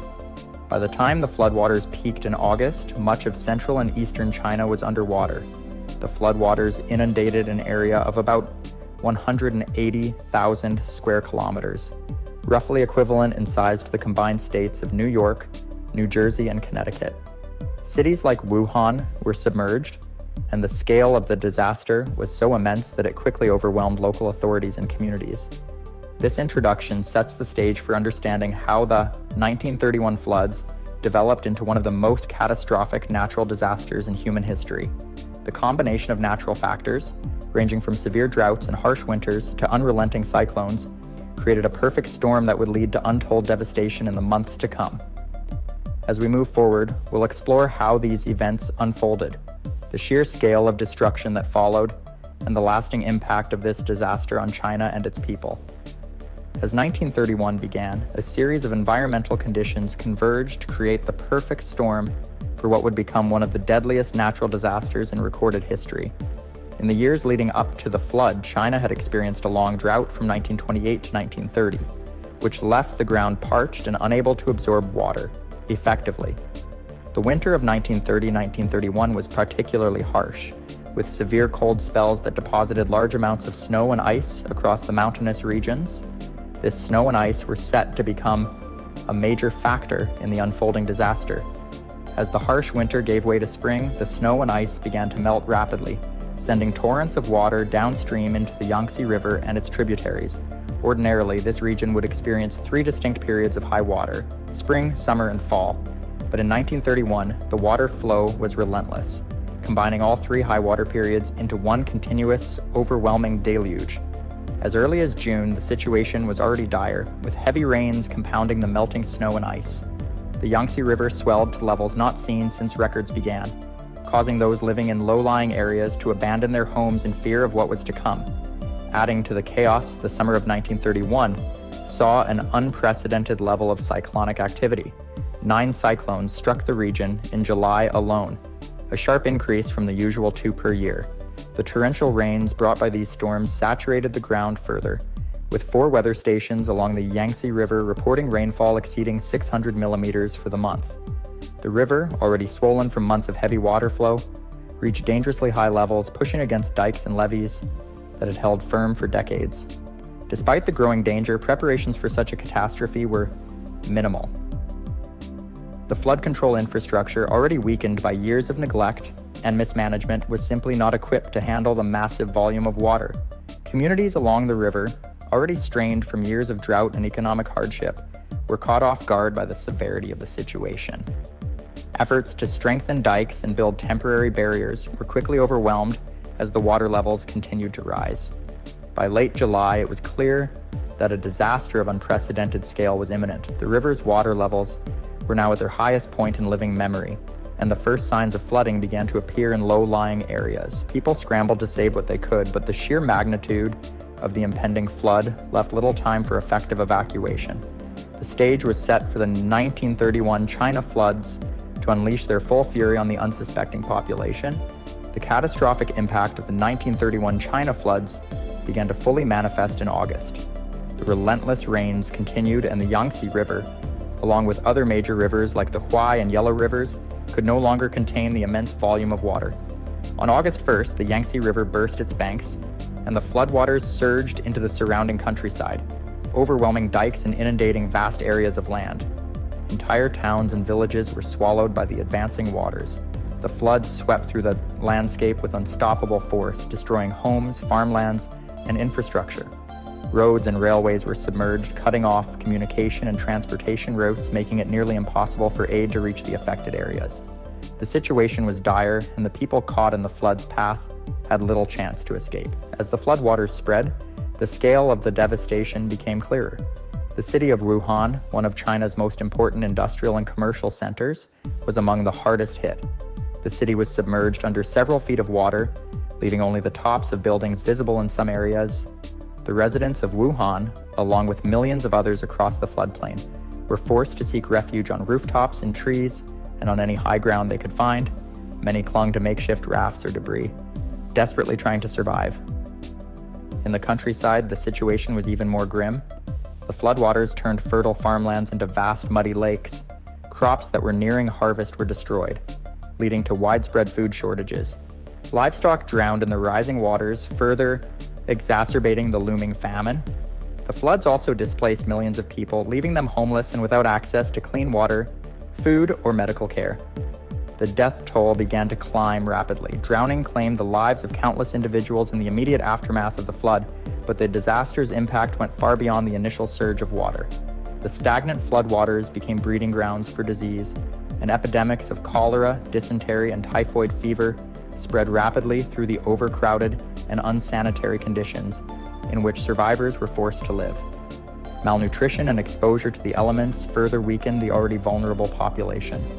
The government, already stretched thin by economic troubles and political instability, struggled to respond effectively to the crisis. Relief efforts were hampered by the scale of the disaster and the sheer number of people in need. Local authorities and international aid organizations did what they could, but resources were limited and the needs were overwhelming. As the floodwaters slowly receded, they left behind a landscape of devastation. The physical destruction was immense, but the human toll was even greater. The 1931 China floods were not just a natural disaster, but a humanitarian catastrophe of unprecedented proportions. The country would be left to grapple with the aftermath for years to come. In the aftermath of the 1931 China floods, the devastation was almost unimaginable. As the floodwaters gradually receded, they revealed a landscape utterly transformed by the disaster. Farmlands that had once been lush and fertile were now barren, coated in a thick layer of silt and debris. The flood had destroyed crops, homes, and infrastructure, leaving millions of people without shelter or means of livelihood. The immediate concern in the weeks following the flood was the humanitarian crisis. With millions of people displaced, there was an urgent need for food, clean water, and medical care. Relief efforts were mounted, but they were hampered by the sheer scale of the disaster. Roads and railways remained damaged or submerged, making it difficult to transport supplies to the worst affected areas. The government, already struggling with internal political instability, found it challenging to coordinate a response on such a massive scale. In the refugee camps that sprung up across the region, conditions were dire. Overcrowding and unsanitary living conditions led to the rapid spread of diseases. Cholera, dysentery, and typhoid fever claimed thousands of lives, adding to the already staggering death toll. The lack of adequate food supplies resulted in widespread malnutrition, and many survivors succumbed to hunger and disease. The social impact of the floods was profound. Families were torn apart, with many losing loved ones to the floodwaters or the subsequent epidemics. The loss of homes and livelihoods meant that entire communities were plunged into poverty, with little hope of recovery in the near term. The psychological trauma of the disaster left deep scars on the survivors, many of whom had witnessed unimaginable horrors during the flood. The economic consequences were equally severe. The destruction of farmlands and the loss of the harvest led to food shortages and skyrocketing prices. The agricultural sector, which was the backbone of China's economy at the time, was decimated. This in turn led to a sharp increase in poverty and unemployment, as farmers and laborers found themselves without work. The disaster also had long-term political repercussions. The government's inadequate response to the crisis fueled public dissatisfaction and unrest. The inability to provide effective relief and the perceived indifference of the authorities to the suffering of the people undermined the government's legitimacy and contributed to the growing sense of discontent across the country. International aid did arrive, but it was not enough to meet the overwhelming needs of the affected population. While various relief organizations and foreign governments provided assistance, the scale of the disaster meant that many people continued to suffer for months and even years after the floodwaters had receded. The 1931 China floods were a turning point in the nation's history. They exposed the vulnerabilities of the country's infrastructure and governance and highlighted the need for better disaster preparedness and response. The lessons learned from this catastrophe would eventually lead to changes in flood control measures and disaster management strategies, but for those who lived through it, the impact of the floods would be felt for a lifetime. The legacy of the 1931 China floods is a somber reminder of the catastrophic power of natural disasters and the profound impact they can have on society. In the years that followed, efforts were made to prevent such a tragedy from occurring again. The government began investing in more comprehensive flood control measures, including the construction of dams, levees, and improved drainage systems. These initiatives were aimed at better managing the country's vast river systems and reducing the risk of future floods. One of the key lessons learned from the 1931 floods was the importance of early warning systems and disaster preparedness. The lack of timely information and coordinated response had exacerbated the scale of the disaster. In response, meteorological and hydrological monitoring systems were gradually improved, allowing for more accurate predictions of potential floods and better planning for evacuation and relief efforts. However, the memory of the 1931 floods also served as a stark reminder of the need for sustainable development and environmental stewardship. Deforestation, land reclamation, and other practices that disrupted natural water flows were recognized as contributing factors to the severity of the floods. This realization led to increased awareness of the importance of protecting natural ecosystems as a means of mitigating the impact of future floods. On a social level, the floods had a lasting impact on the people of China. The survivors carried with them the trauma and loss of the disaster, and the event became a defining moment in the collective memory of the nation. It was a time of immense suffering, but also of resilience, as communities came together to rebuild their lives in the aftermath. The 1931 China floods remain one of the deadliest natural disasters in recorded history, with an estimated death toll ranging from 1 million to 4 million people. The exact number may never be known, but the scale of the tragedy is undeniable. The disaster highlighted the need for stronger infrastructure, better disaster preparedness, and a more compassionate response to those in need. In the decades since, China has made significant strides in disaster management and flood control. Modern technology and improved infrastructure have reduced the risk of such a catastrophic event occurring again. Yet, the memory of the 1931 floods continues to serve as a powerful reminder of the importance of vigilance, preparation, and the human cost of environmental neglect. As we reflect on the 1931 China floods, we are reminded of the delicate balance between nature and human civilization. It is a balance that requires constant attention and respect, for when it is disrupted, the consequences can be devastating. The floods of 1931 are a testament to the resilience of the human spirit in the face of unimaginable adversity and a sobering reminder of the need to protect our environment and prepare for the challenges that nature may bring.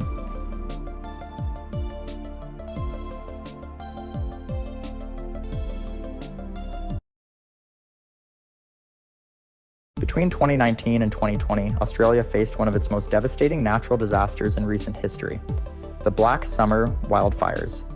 This catastrophic series of fires began in September 2019 and continued until March 2020, burning through vast areas across the southeastern parts of the country. The wildfires affected New South Wales, Victoria, and South Australia, with some of the most intense fires occurring from December 2019 to January 2020. Australia is no stranger to bushfires, but the scale and intensity of these fires were unprecedented. The fires scorched approximately 24.3 million hectares, 60 million acres of land, an area larger than many countries. The blazes resulted in the destruction of thousands of homes and buildings, causing significant loss of life and property. By the end of the fire season, the official death toll included 33 people directly from the fires, with additional deaths attributed to smoke inhalation and related health issues.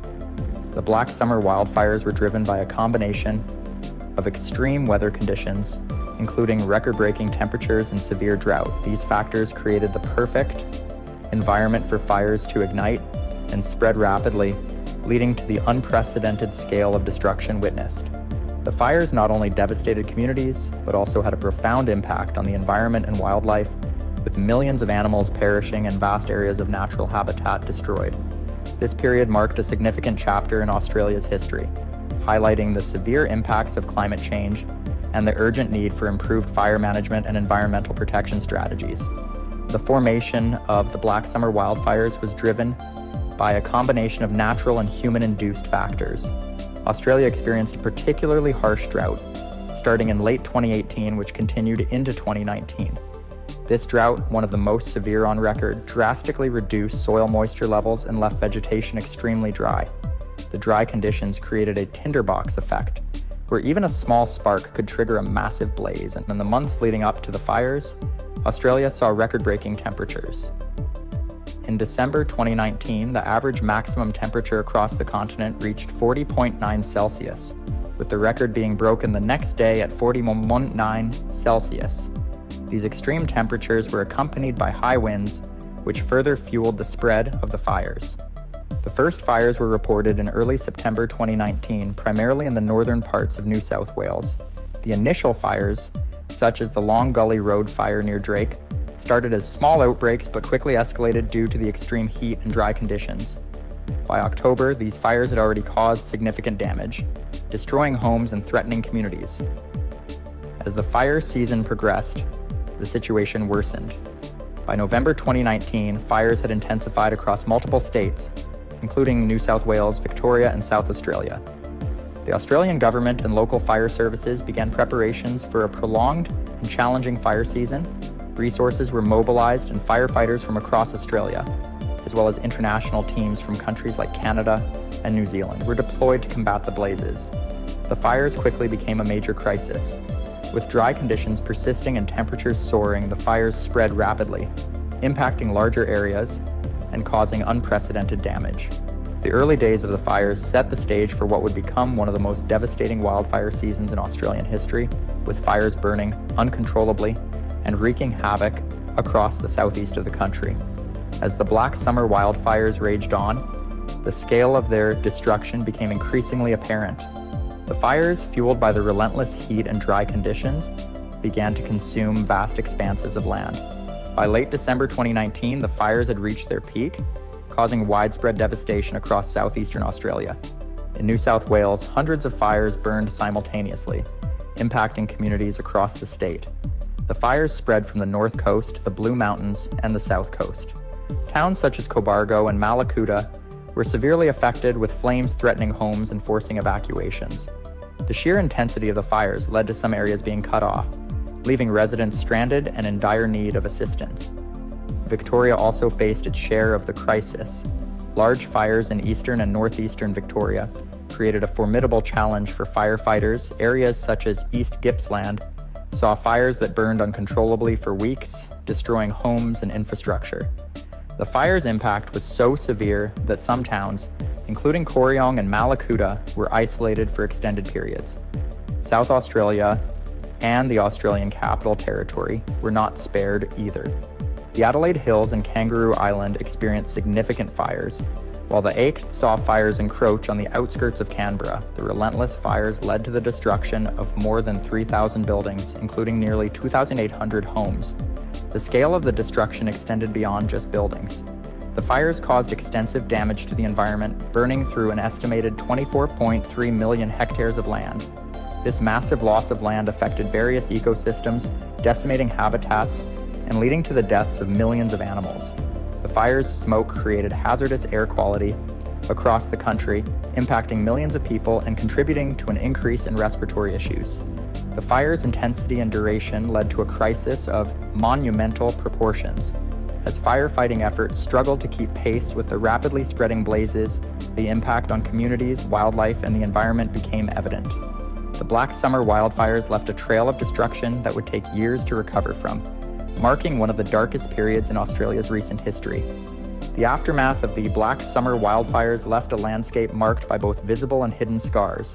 The fires had burned through an enormous area, leaving vast expanses of land charred and barren. The environmental impact was profound and far-reaching. In the wake of the fires, the destruction of habitats was widespread. Forests that once thrived with diverse wildlife were left in ruins.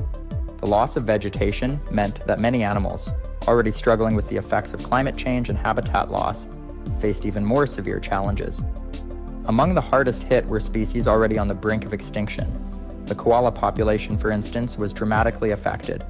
With their habitats severely impacted, conservationists feared that the fires might have pushed this iconic species closer to extinction. Estimates suggested that the koala population in New South Wales, Queensland, and the Australian Capital Territory had been reduced by more than half since the year 2000. The impact on other wildlife was equally severe. It was estimated that nearly 3 billion terrestrial vertebrates, mostly reptiles, were affected by the fires. Some endangered species were believed to have been driven to extinction. The fires also led to significant losses among plant species, with some areas potentially losing entire plant communities. The fires also had significant effects on the soil and water systems. The intense heat and burning of vegetation led to soil erosion, reducing the land's ability to support future plant growth. Water sources, including rivers and streams, were contaminated with ash and debris, affecting aquatic life and complicating water management in affected regions. The smoke from the fires had a severe impact on air quality across Australia. At the peak of the fires, air quality dropped to hazardous levels in many areas, leading to respiratory problems for millions of people. The smoke also traveled long distances, impacting air quality in other countries and contributing to global environmental concerns. The economic costs of the fires were staggering. The fires resulted in billions of dollars in property damage and economic losses. Tourism revenue fell significantly, and the cost of firefighting and recovery efforts soared. The Australian government, along with international aid and donations, worked to address the immediate needs of affected communities and support recovery efforts. The fires highlighted the urgent need for improved environmental protection and disaster preparedness. The Australian government's Environmental Protection and Biodiversity Conservation Act, designed to protect threatened species and their habitats, was found to be insufficient in preventing such widespread destruction. This led to calls for a review and strengthening of environmental laws to better safeguard Australia's unique wildlife and ecosystems. Overall, the Black Summer wildfires left a lasting impact on Australia's environment and its people. The recovery process would be long and challenging, requiring concerted efforts to restore damaged ecosystems, support affected communities, and address the broader issues of climate change and environmental conservation. The Black Summer wildfires were a devastating chapter in Australia's history, leaving a significant mark on both the environment and the people.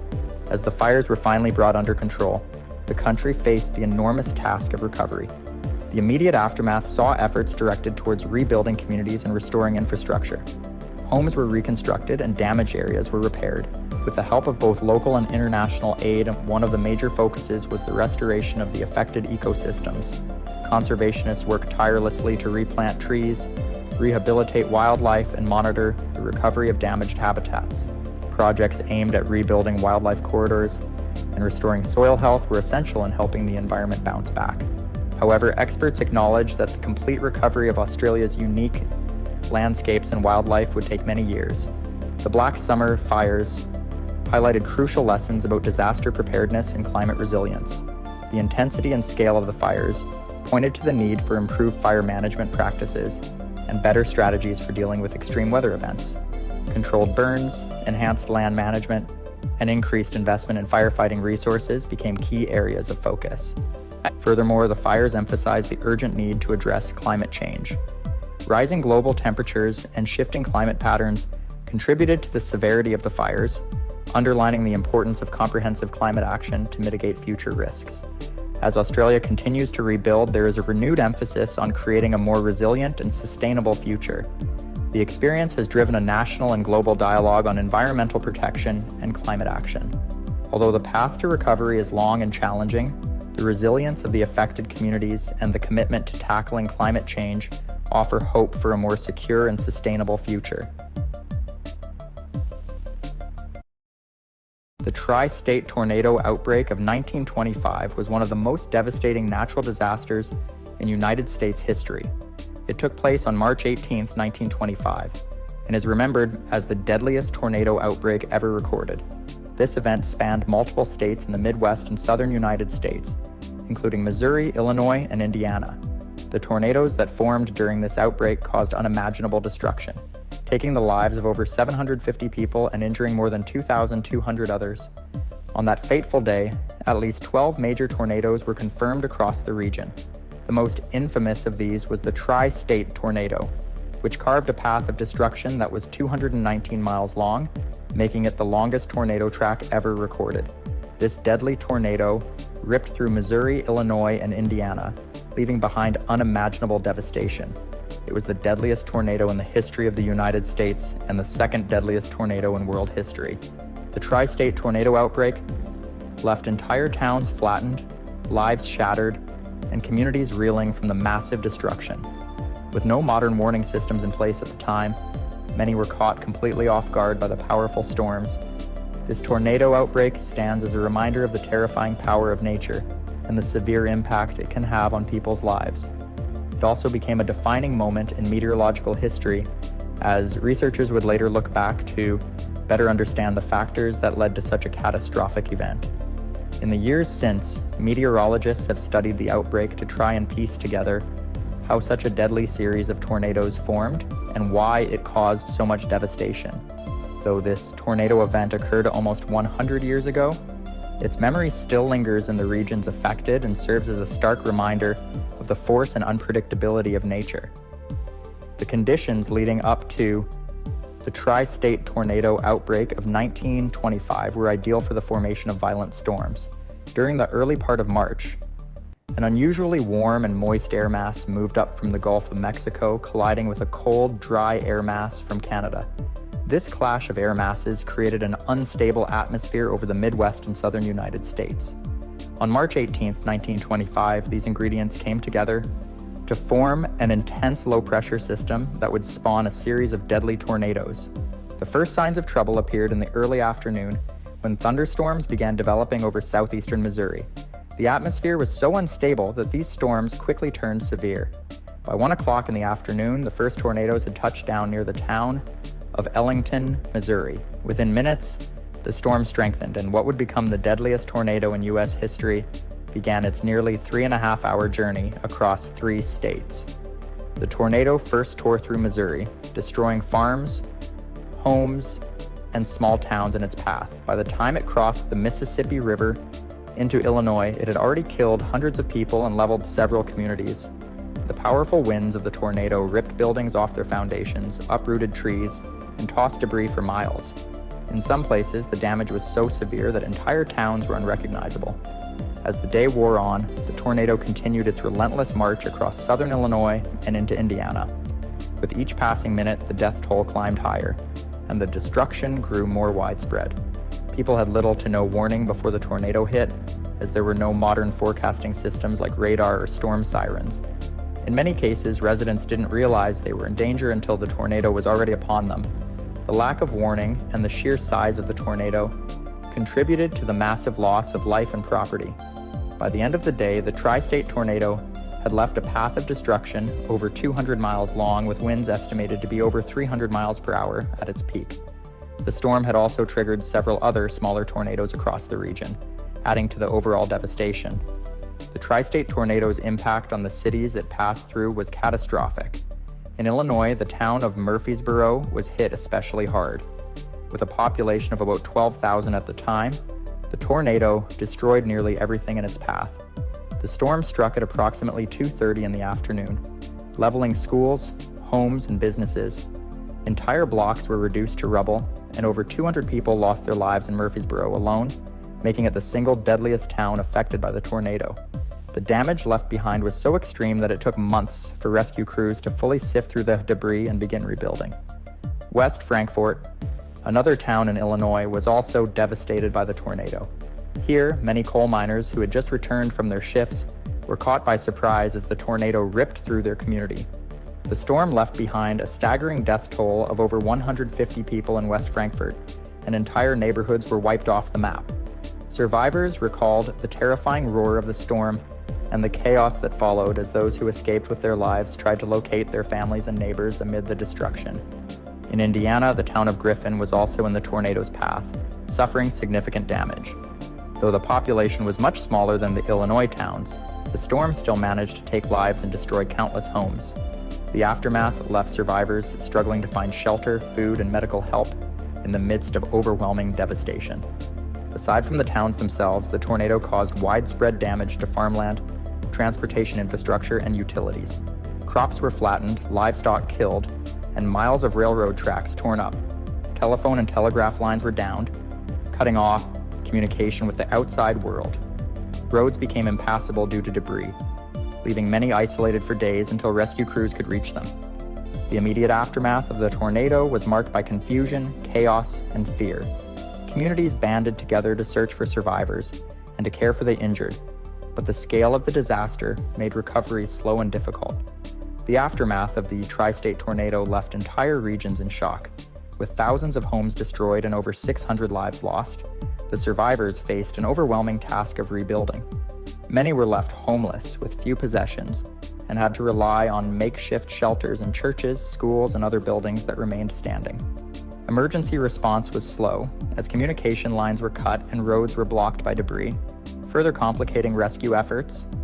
Hospitals and clinics in the affected areas were quickly overwhelmed with the number of injured people.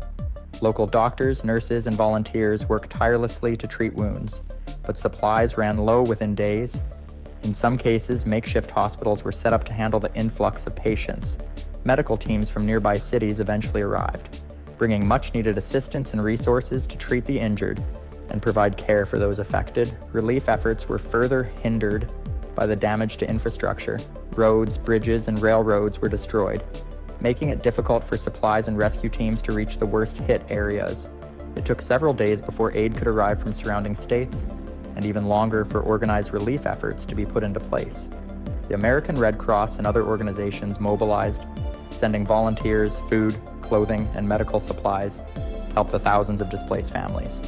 Rebuilding communities took years. For many survivors, the psychological toll was as significant as the physical destruction. Families who lost loved ones struggled to cope with the grief and trauma of the event.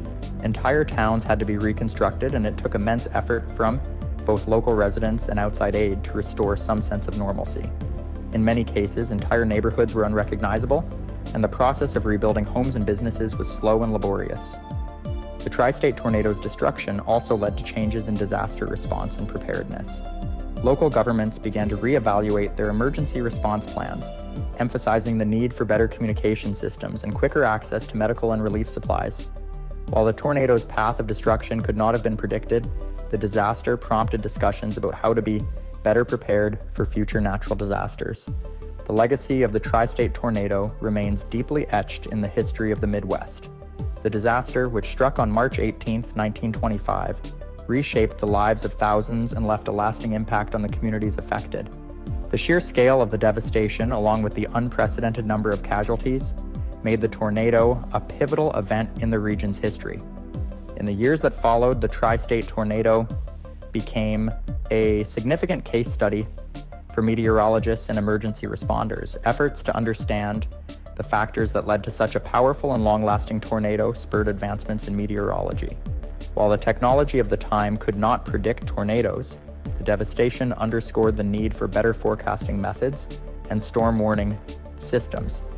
In the decades that followed, scientists and meteorologists worked toward developing systems that could give people more time to prepare and seek shelter.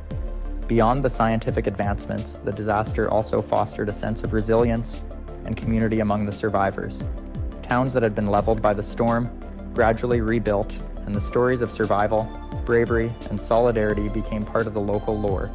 Despite the overwhelming destruction, people came together to rebuild homes, schools, businesses, and their lives.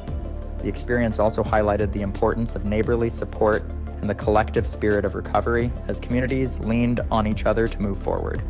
Today, the tri-state tornado is remembered not just for the destruction it caused, but also for the lessons it provided in preparedness, response, and recovery. Monuments and memorials stand in several of the affected towns, honoring the lives lost and reminding future generations of the storm's profound impact. The disaster also serves as a sobering reminder of the power of nature and the importance of continued advancements in weather forecasting and disaster management.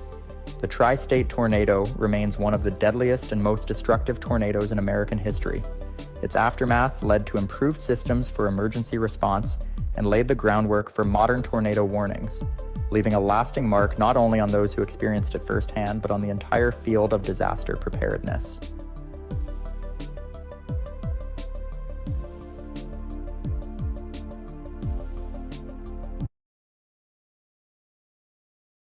On January 12, 2010, a cataclysmic event unfolded in Haiti, changing the nation's landscape and impacting millions of lives. At precisely 4:53 p.m. local time, a powerful earthquake struck the Caribbean nation, registering a magnitude of 7.0. This seismic event was centered near Léogâne, approximately 25 kilometers, 16 miles, west of Port-au-Prince, Haiti's bustling capital city. The earthquake was not only a sudden and violent jolt, but also a disaster of unprecedented scale that brought widespread destruction and suffering. Haiti, located on the island of Hispaniola, shares its territory with the Dominican Republic. The island has a history of seismic activity due to its position on the boundary between the Caribbean and North American tectonic plates. The geological setting makes it particularly susceptible to earthquakes. This vulnerability had been evident in the past, with significant tremors recorded in 1751 and 1770 that affected the region. However, the 2010 earthquake was unparalleled in its severity and impact. The Enriquillo Plantain Garden fault system, which runs through the region, was the source of the earthquake. This fault system is a complex network where the Caribbean and North American plates converge. For decades, stress had been accumulating along this fault line without major releases. On that fateful day, the accumulated stress was released in a sudden rupture, producing a massive earthquake that would prove catastrophic. Port-au-Prince, the capital city, is a densely populated urban area with a high concentration of buildings and infrastructure. The city, already struggling with poverty and limited resources, bore the brunt of the earthquake's impact. Many of its buildings were constructed with inadequate materials and techniques, exacerbating the damage. The shaking caused by the earthquake resulted in the collapse of countless structures, including residential buildings, commercial properties, and government offices. The immediate aftermath of the quake was chaotic. The ground shook violently, with the initial tremor lasting just under 30 seconds. Despite the short duration, the effects were devastating. Entire neighborhoods were reduced to rubble, and the landscape of Port-au-Prince was forever altered. The earthquake's force was so intense that it caused severe damage to the infrastructure and disrupted essential services such as electricity, water supply, and telecommunications. In the hours following the quake, the scale of the destruction became increasingly evident. The Haitian government, already operating under strained conditions, struggled to respond to the disaster. The lack of preparedness for such a large-scale event left the nation struggling to manage the immediate and overwhelming needs of its people. International aid organizations and foreign governments quickly mobilized to provide assistance. However, the delivery of aid faced significant obstacles. The earthquake had damaged roads and bridges, making transportation of relief supplies difficult. The port of Port-au-Prince, a critical point for receiving international aid, was also affected, compounding the challenges faced by relief efforts. The human toll of the earthquake was staggering. Estimates suggest that over 250,000 people lost their lives, and more than 300,000 were injured. The quake left approximately 1.5 million people homeless, many of whom were forced to seek shelter in makeshift camps. The destruction of homes, schools, and hospitals left survivors without basic necessities and essential services. The immediate response to the disaster highlighted the severe limitations of Haiti's emergency management infrastructure. The country's weak building codes and inadequate urban planning contributed to the extent of the damage. The earthquake exposed the vulnerability of Haiti's infrastructure and underscored the need for improved disaster preparedness and response mechanisms. In summary, the 2010 Haiti earthquake was a defining moment in the nation's history. The initial tremor and its aftermath revealed the profound challenges faced by Haiti, from the immediate destruction to the long-term recovery efforts. The earthquake's impact was felt not only in the physical devastation, but also in the human suffering and the immense task of rebuilding a nation. The catastrophic 2010 Haiti earthquake resulted from a complex interaction of geological forces, primarily involving the movement of tectonic plates. To understand the formation of this devastating earthquake, it's essential to delve into the geological background of the region and the immediate sequence of events on January 12, 2010. Haiti is situated on the island of Hispaniola, which is located at the boundary between the Caribbean plate and the North American plate. This tectonic boundary is characterized by a series of faults, including the Enriquillo-Plantain Garden Fault system. The Enriquillo-Plantain Garden Fault is a strike-slip fault, meaning that the plates slide past each other horizontally. This fault system has been the source of significant seismic activity in the region, with stress accumulating over time due to the slow, relentless movement of the tectonic plates. For decades prior to the earthquake, the Enriquillo-Plantain Garden Fault system had been experiencing increased stress due to the ongoing tectonic forces. Despite the accumulation of strain, there had been no significant earthquake release along this fault, leading to a buildup of potential energy. This stress accumulation is what ultimately triggered the catastrophic event on January 12, 2010. On that fateful day at precisely 4:53 p.m. local time, the Enriquillo-Plantain Garden Fault system experienced a sudden rupture. The earthquake struck with a magnitude of 7.0, a powerful force capable of causing widespread destruction. The epicenter of the quake was located near Léogâne, approximately 25 kilometers, 16 miles, west of Port-au-Prince, the capital city of Haiti. The earthquake's rupture occurred along a section of the fault where stress had accumulated over many years. The release of this stress produced a violent shaking of the ground, felt intensely throughout the region. The seismic waves radiated outward from the epicenter, causing significant ground movement and structural damage. In the moments immediately following the quake, the intensity of the shaking was overwhelming. The tremor lasted just under 30 seconds, but during this brief period, the impact was profound. The ground shook violently and many buildings and structures, already vulnerable due to inadequate construction standards, collapsed under the force of the quake. The immediate effects of the earthquake were catastrophic. In Port-au-Prince, the capital city, the tremor caused widespread destruction. Buildings that had stood for years, including homes, commercial properties, and government offices, were reduced to rubble. Streets and infrastructure were severely damaged, with roads buckling and bridges collapsing. The impact on the population was devastating. Many people were caught off guard, and the collapse of buildings resulted in a significant number of casualties. In the first few hours following the earthquake, the full extent of the damage began to emerge. The scenes were chaotic and harrowing. Streets filled with debris, injured people seeking help, and survivors trying to rescue those trapped under the rubble. The earthquake's force also caused landslides and structural failures in areas surrounding Port-au-Prince, amplifying the overall impact. The tremor disrupted essential services such as electricity, water supply, and telecommunications, compounding the challenges faced by the survivors and emergency responders.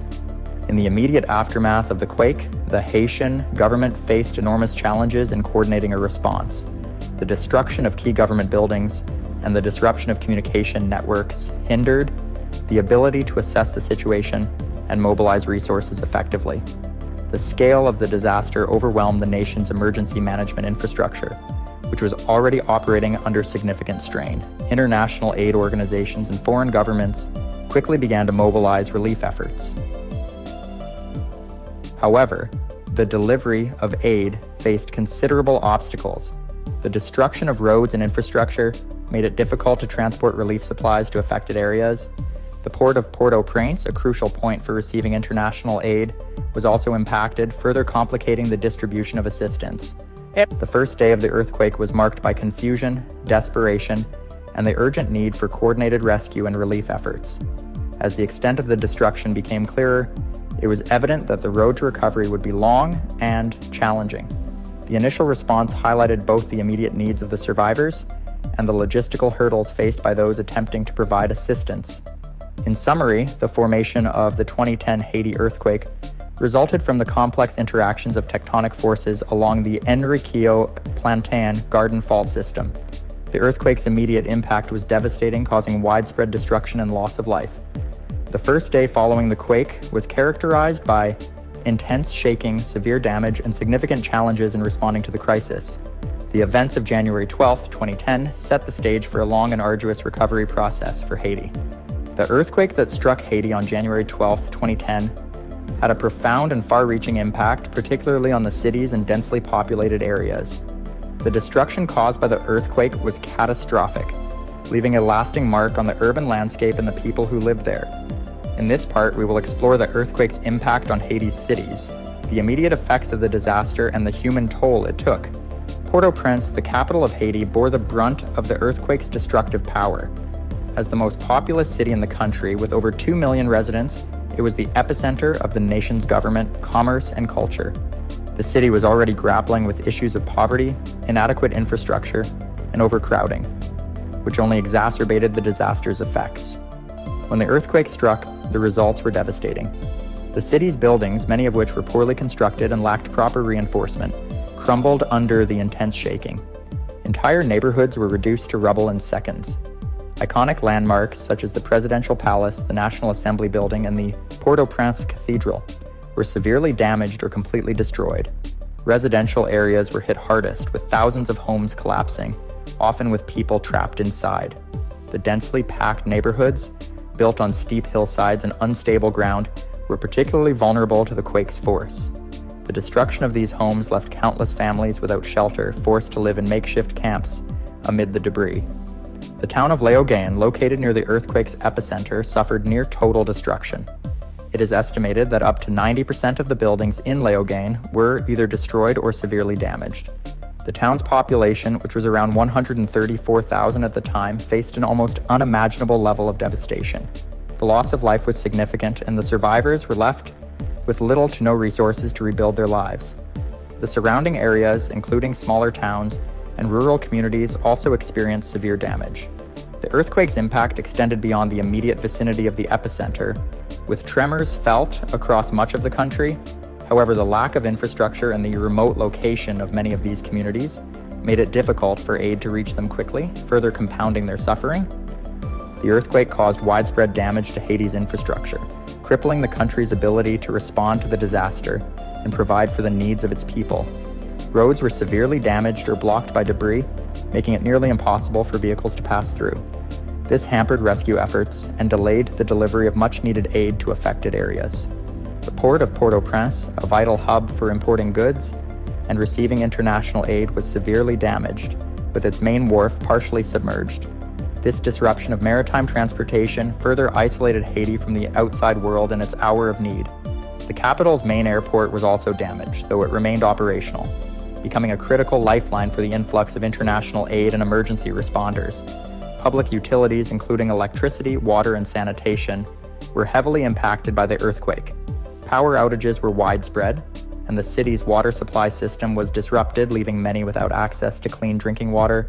The lack of basic services increased the risk of disease outbreaks, particularly in the crowded makeshift camps where survivors sought refuge. The human toll of the earthquake was staggering. The Haitian government estimated that over 230,000 people lost their lives as a result of the disaster, though the exact number remains uncertain.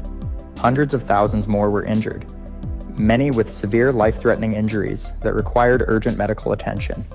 The destruction of hospitals and medical facilities left the healthcare system in shambles, unable to cope with the overwhelming number of casualties.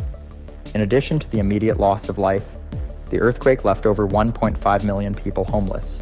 Displaced families were forced to live in temporary shelters, often in overcrowded and unsanitary conditions. These makeshift camps sprang up in open spaces, parks, and along roadsides, creating a humanitarian crisis that would persist for years.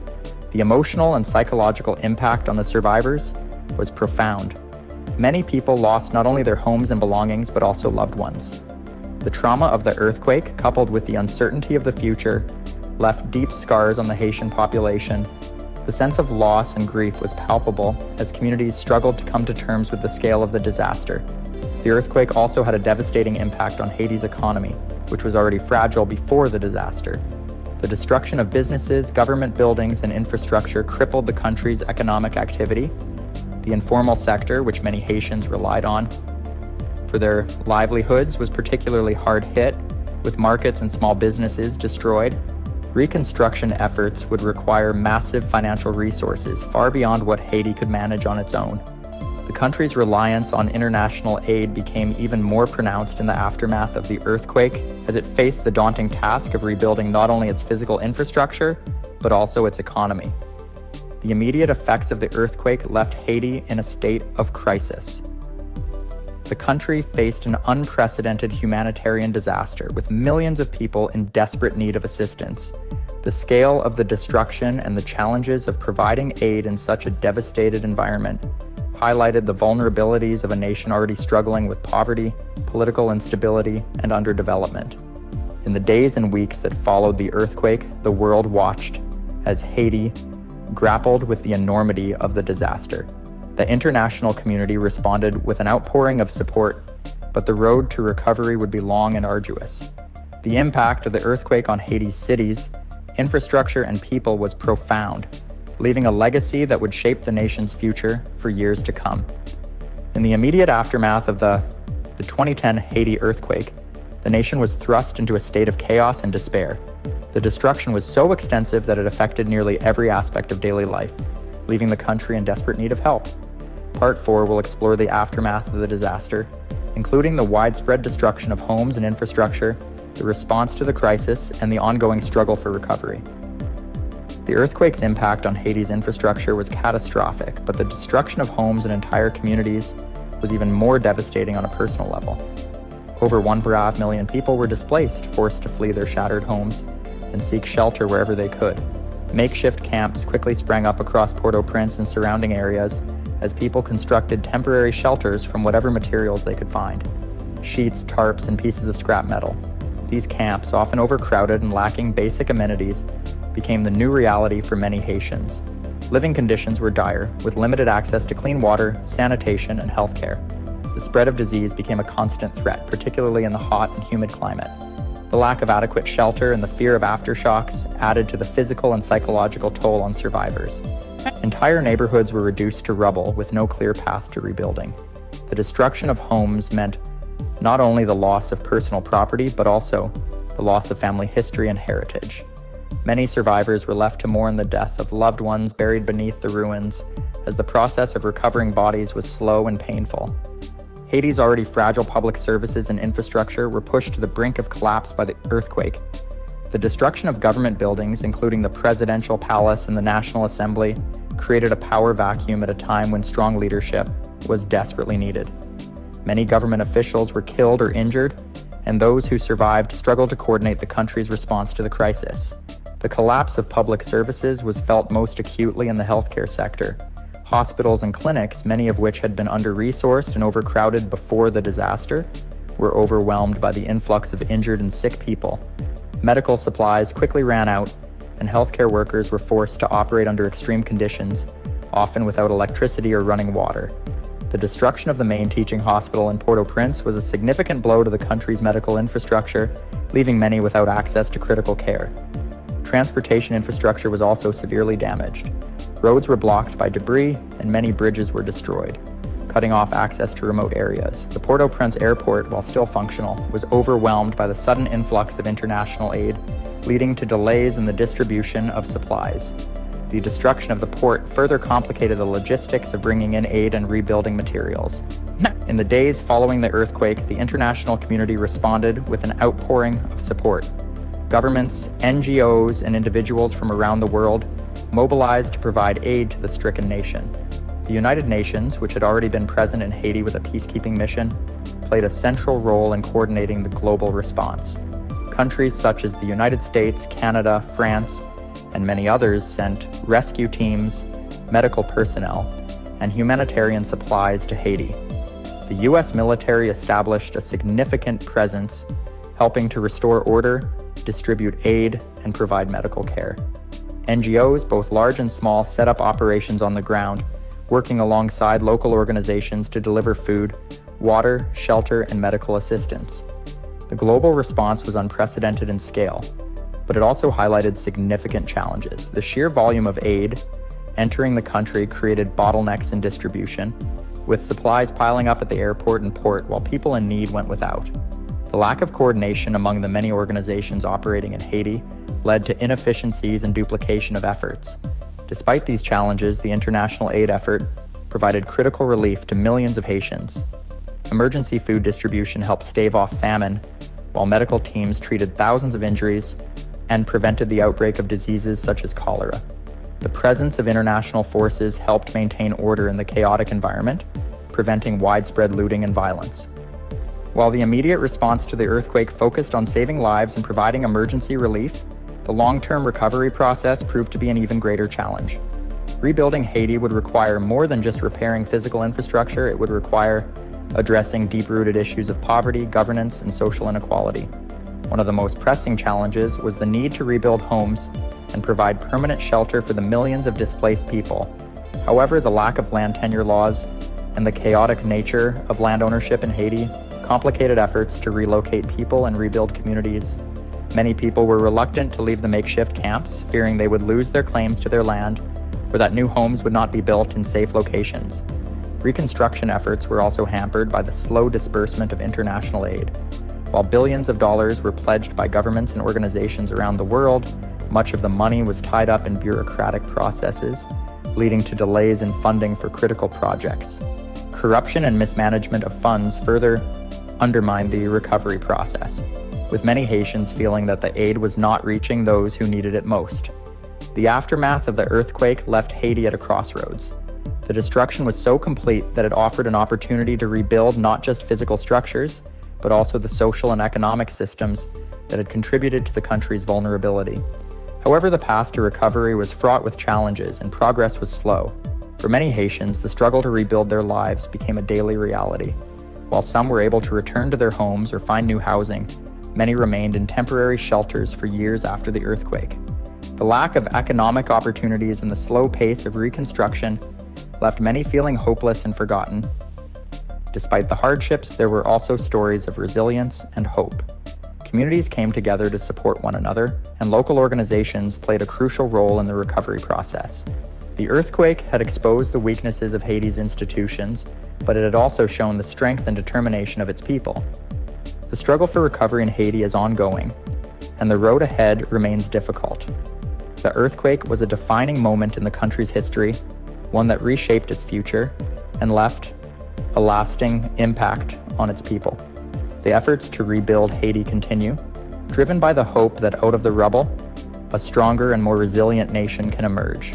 The 2010 Haiti earthquake was a catastrophe that profoundly altered the course of the nation's history. The earthquake's legacy extends far beyond the immediate destruction and loss of life. It is a story of resilience, recovery, and the ongoing challenges that the Haitian people continue to face. The earthquake left an indelible mark on Haiti, reshaping its landscape, society, and economy. Entire communities were wiped out, and the physical scars of the disaster are still visible today in the ruined buildings and makeshift camps that persist across the country. The earthquake also had a deep psychological impact, leaving many Haitians grappling with trauma and loss. The memory of the disaster is a constant presence in the national consciousness, a reminder of the vulnerability and fragility of life. The disaster also brought to light the profound challenges that Haiti faced long before the earthquake. Poverty, political instability, and weak infrastructure had made the country especially vulnerable to such a disaster, and the earthquake exposed these systemic issues in stark relief. The struggle to rebuild Haiti in the aftermath of the earthquake became a symbol of the broader struggle for justice, equality, and development in the nation. In the wake of the earthquake, the international community rallied around Haiti, providing unprecedented levels of aid and support. The world's response was a testament to global solidarity, with governments, NGOs, and individuals from all corners of the globe coming together to help a nation in need. However, the international response was also fraught with challenges and controversies. The slow pace of aid disbursement, the lack of coordination among relief efforts, and allegations of corruption and mismanagement all hindered the recovery process. Despite these issues, the global response played a crucial role in saving lives and stabilizing the country in the immediate aftermath of the disaster. International aid provided critical resources for rebuilding infrastructure, healthcare, and education, and many of these efforts continue to this day. However, the experience of the earthquake also highlighted the limitations of foreign aid and the importance of empowering local communities to lead their own recovery. Perhaps the most remarkable aspect of the 2010 Haiti earthquake is the resilience of the Haitian people. In the face of unimaginable adversity, Haitians showed incredible strength and determination, coming together to rebuild their lives and their communities.